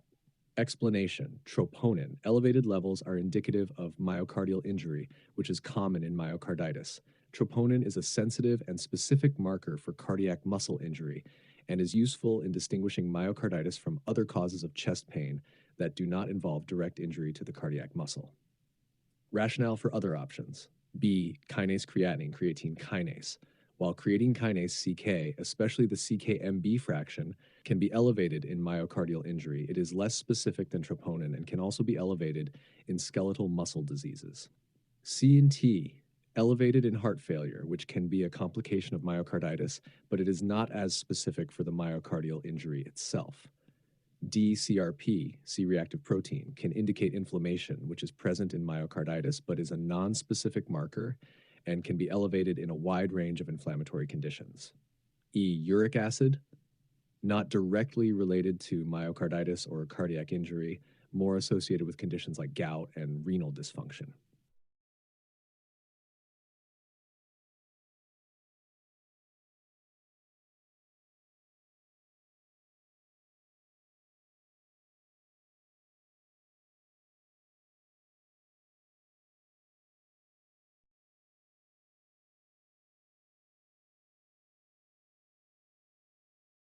Accurately describes the normal maturation of change in the electrocardiogram the first week of life. A. An increase in the size of the R wave in lead V1b. A shift in the QRS frontal plane axis from greater than plus 135 degrees to less than plus 50 degrees C. A change in T wave polarity from positive to negative in lead V1. D. Development of a Q wave in lead V1e, shortening of the PR interval. 64. A 14-year-old patient presents with a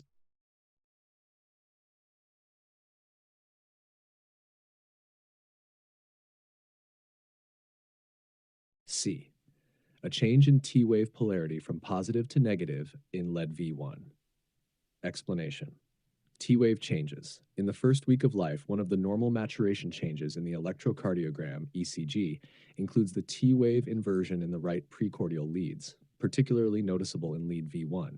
Initially, T waves are often upright in neonates, but they typically invert within the first week to several days of life, which can persist into childhood. Rationale for other options. A. Increase in R wave in lead V1. The R wave in V1 usually decreases as the left ventricle becomes more dominant postnatally, not increases. B. Shift in QRS axis.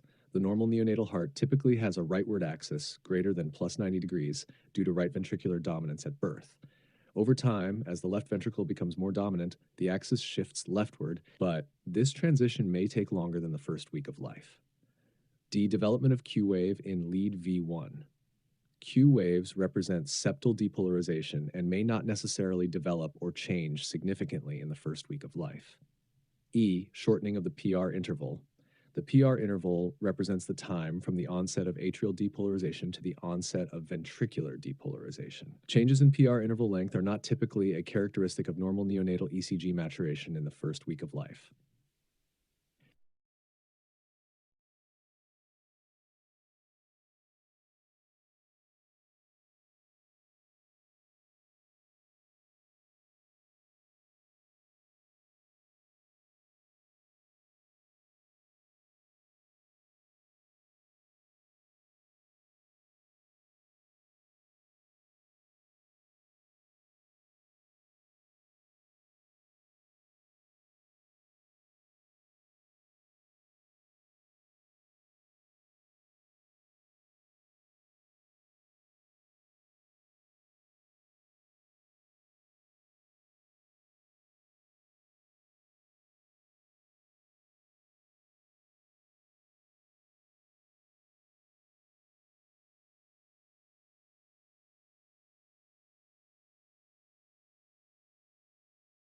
Above.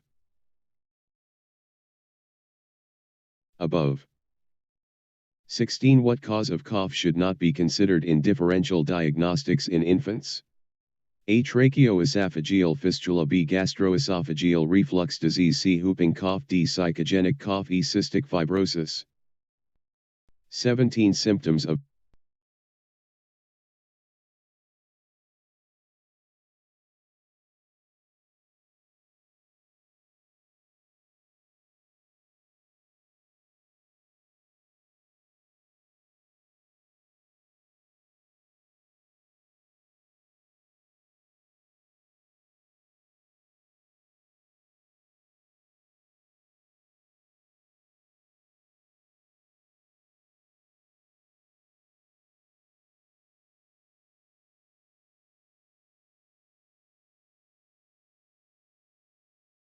In the differential diagnosis of cough in infants, the cause that is typically not considered is D, psychogenic cough. Key points: tracheoesophageal fistula, A, gastroesophageal reflux disease, B, whooping cough, C, and cystic fibrosis, E. All can present with cough in infants and are important to consider in the differential diagnosis. Psychogenic cough. This type of cough is more commonly seen in older children and adolescents, often associated with psychological or emotional factors.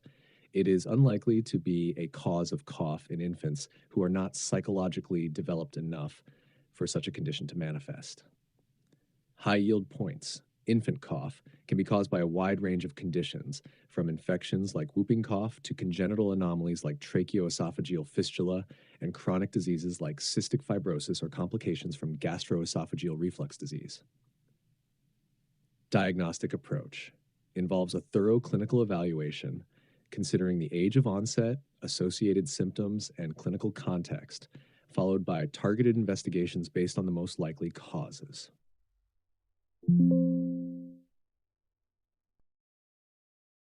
Esophageal achalasia are A. Dysphagia, weight loss, chest pain, constipation. B. Dysphagia, diarrhea, weight loss, skin rash. C. Dysphagia, vomiting, weight loss, chest pain. D. Odynophagia, nocturnal regurgitation, diarrhea. E. Regurgitation, abdominal distension, constipation.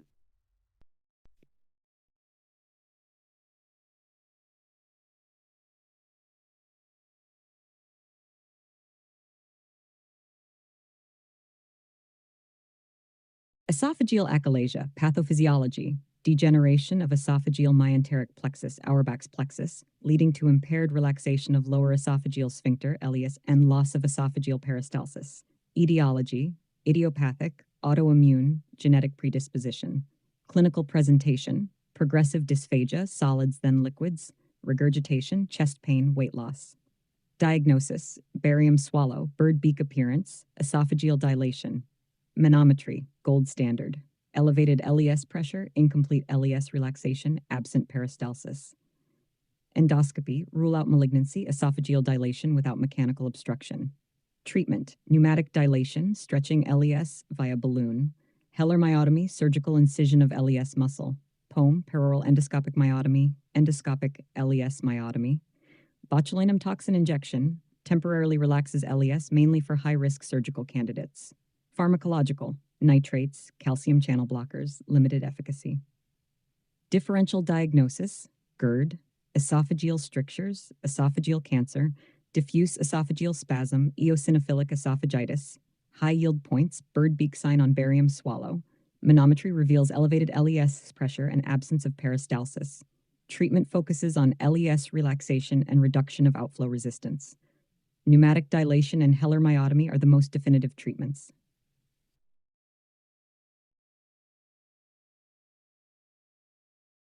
Acute subglottic laryngitis in children. A is most often caused by viruses: parainfluenza, influenza, RSV, respiratory syncytial virus, adenoviruses, rhinoviruses. Key points. Viral etiology. Acute subglottic laryngitis, also known as croup, is primarily caused by viral infections, with parainfluenza viruses being the most common, followed by influenza, RSV, adenoviruses, and rhinoviruses. Symptoms include a characteristic barking cough, stridor, hoarseness, and varying degrees of respiratory distress due to inflammation and narrowing of the subglottic region of the larynx. Management generally focuses on supportive care with treatments such as humidified air, corticosteroids to reduce inflammation, and in severe cases, nebulized epinephrine. Antibiotics are not typically used unless there is a concurrent or secondary bacterial infection.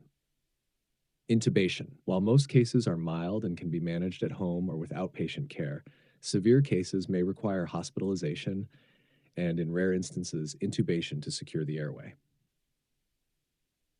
High yield points. Distinguishing features. The presence of a seal-like barking cough and stridor are key clinical features that help differentiate acute subglottic laryngitis from other causes of pediatric respiratory distress. Preventive measures. Good hand hygiene and avoiding exposure to individuals with respiratory infections can help prevent the spread of the viruses that cause subglottic laryngitis.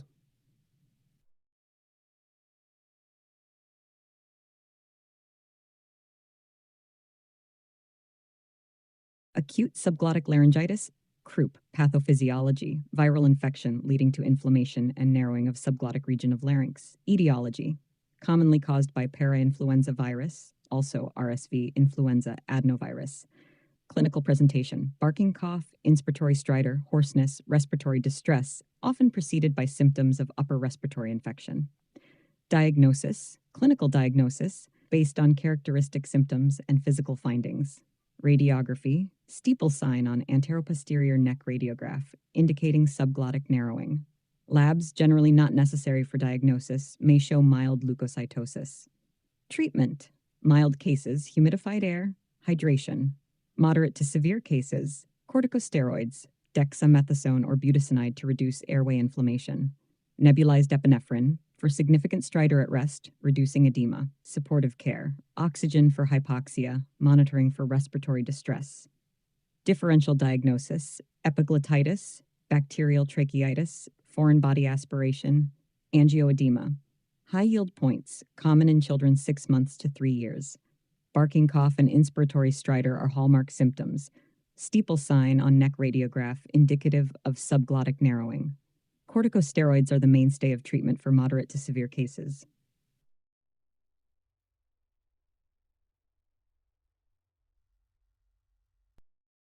Acute subglottic laryngitis in children.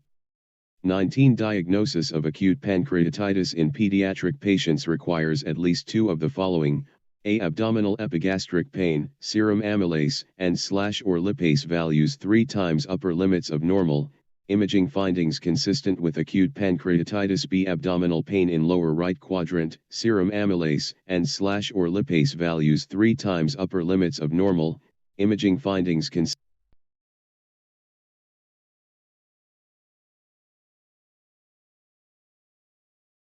The diagnosis of acute pancreatitis in pediatric patients typically requires at least 2 of the following: A. Abdominal epigastric pain, serum amylase and/or lipase values 3 times upper limits of normal, imaging findings consistent with acute pancreatitis. Key points: abdominal epigastric pain. Acute pancreatitis usually presents with severe abdominal pain, often located in the epigastric region, which may radiate to the back. Elevated serum amylase and/or lipase.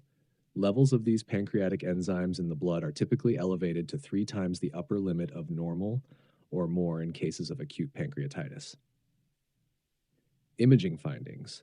Imaging techniques such as ultrasound or CT scan can provide supportive evidence of acute pancreatitis by showing characteristic changes in the pancreas. High yield points.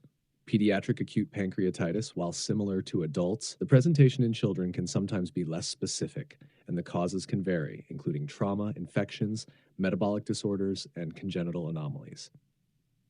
Management focuses on supportive care, including pain management, hydration, and nutritional support, with the approach tailored to the severity of the disease and underlying etiology. Acute pancreatitis, pathophysiology, autodigestion of pancreas due to premature activation of pancreatic enzymes. Etiology, gallstones, alcohol, hypertriglyceridemia, medications, idiopathic. Clinical presentation, sudden onset epigastric pain, radiating to back, nausea, vomiting, abdominal tenderness, distension, fever, tachycardia. Diagnosis, labs, elevated amylase, lipase 3 times upper limit of normal is diagnostic. Imaging, CT abdomen, severity assessment, ultrasound, gallstones. Ranson's criteria, BISAP score for severity assessment.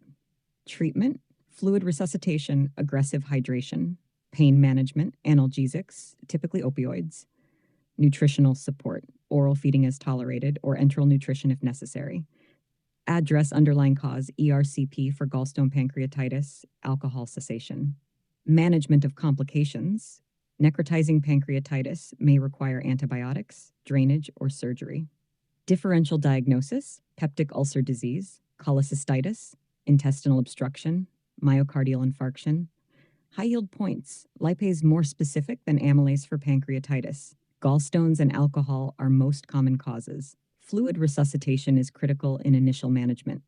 CT scan is used for severity assessment and to identify complications.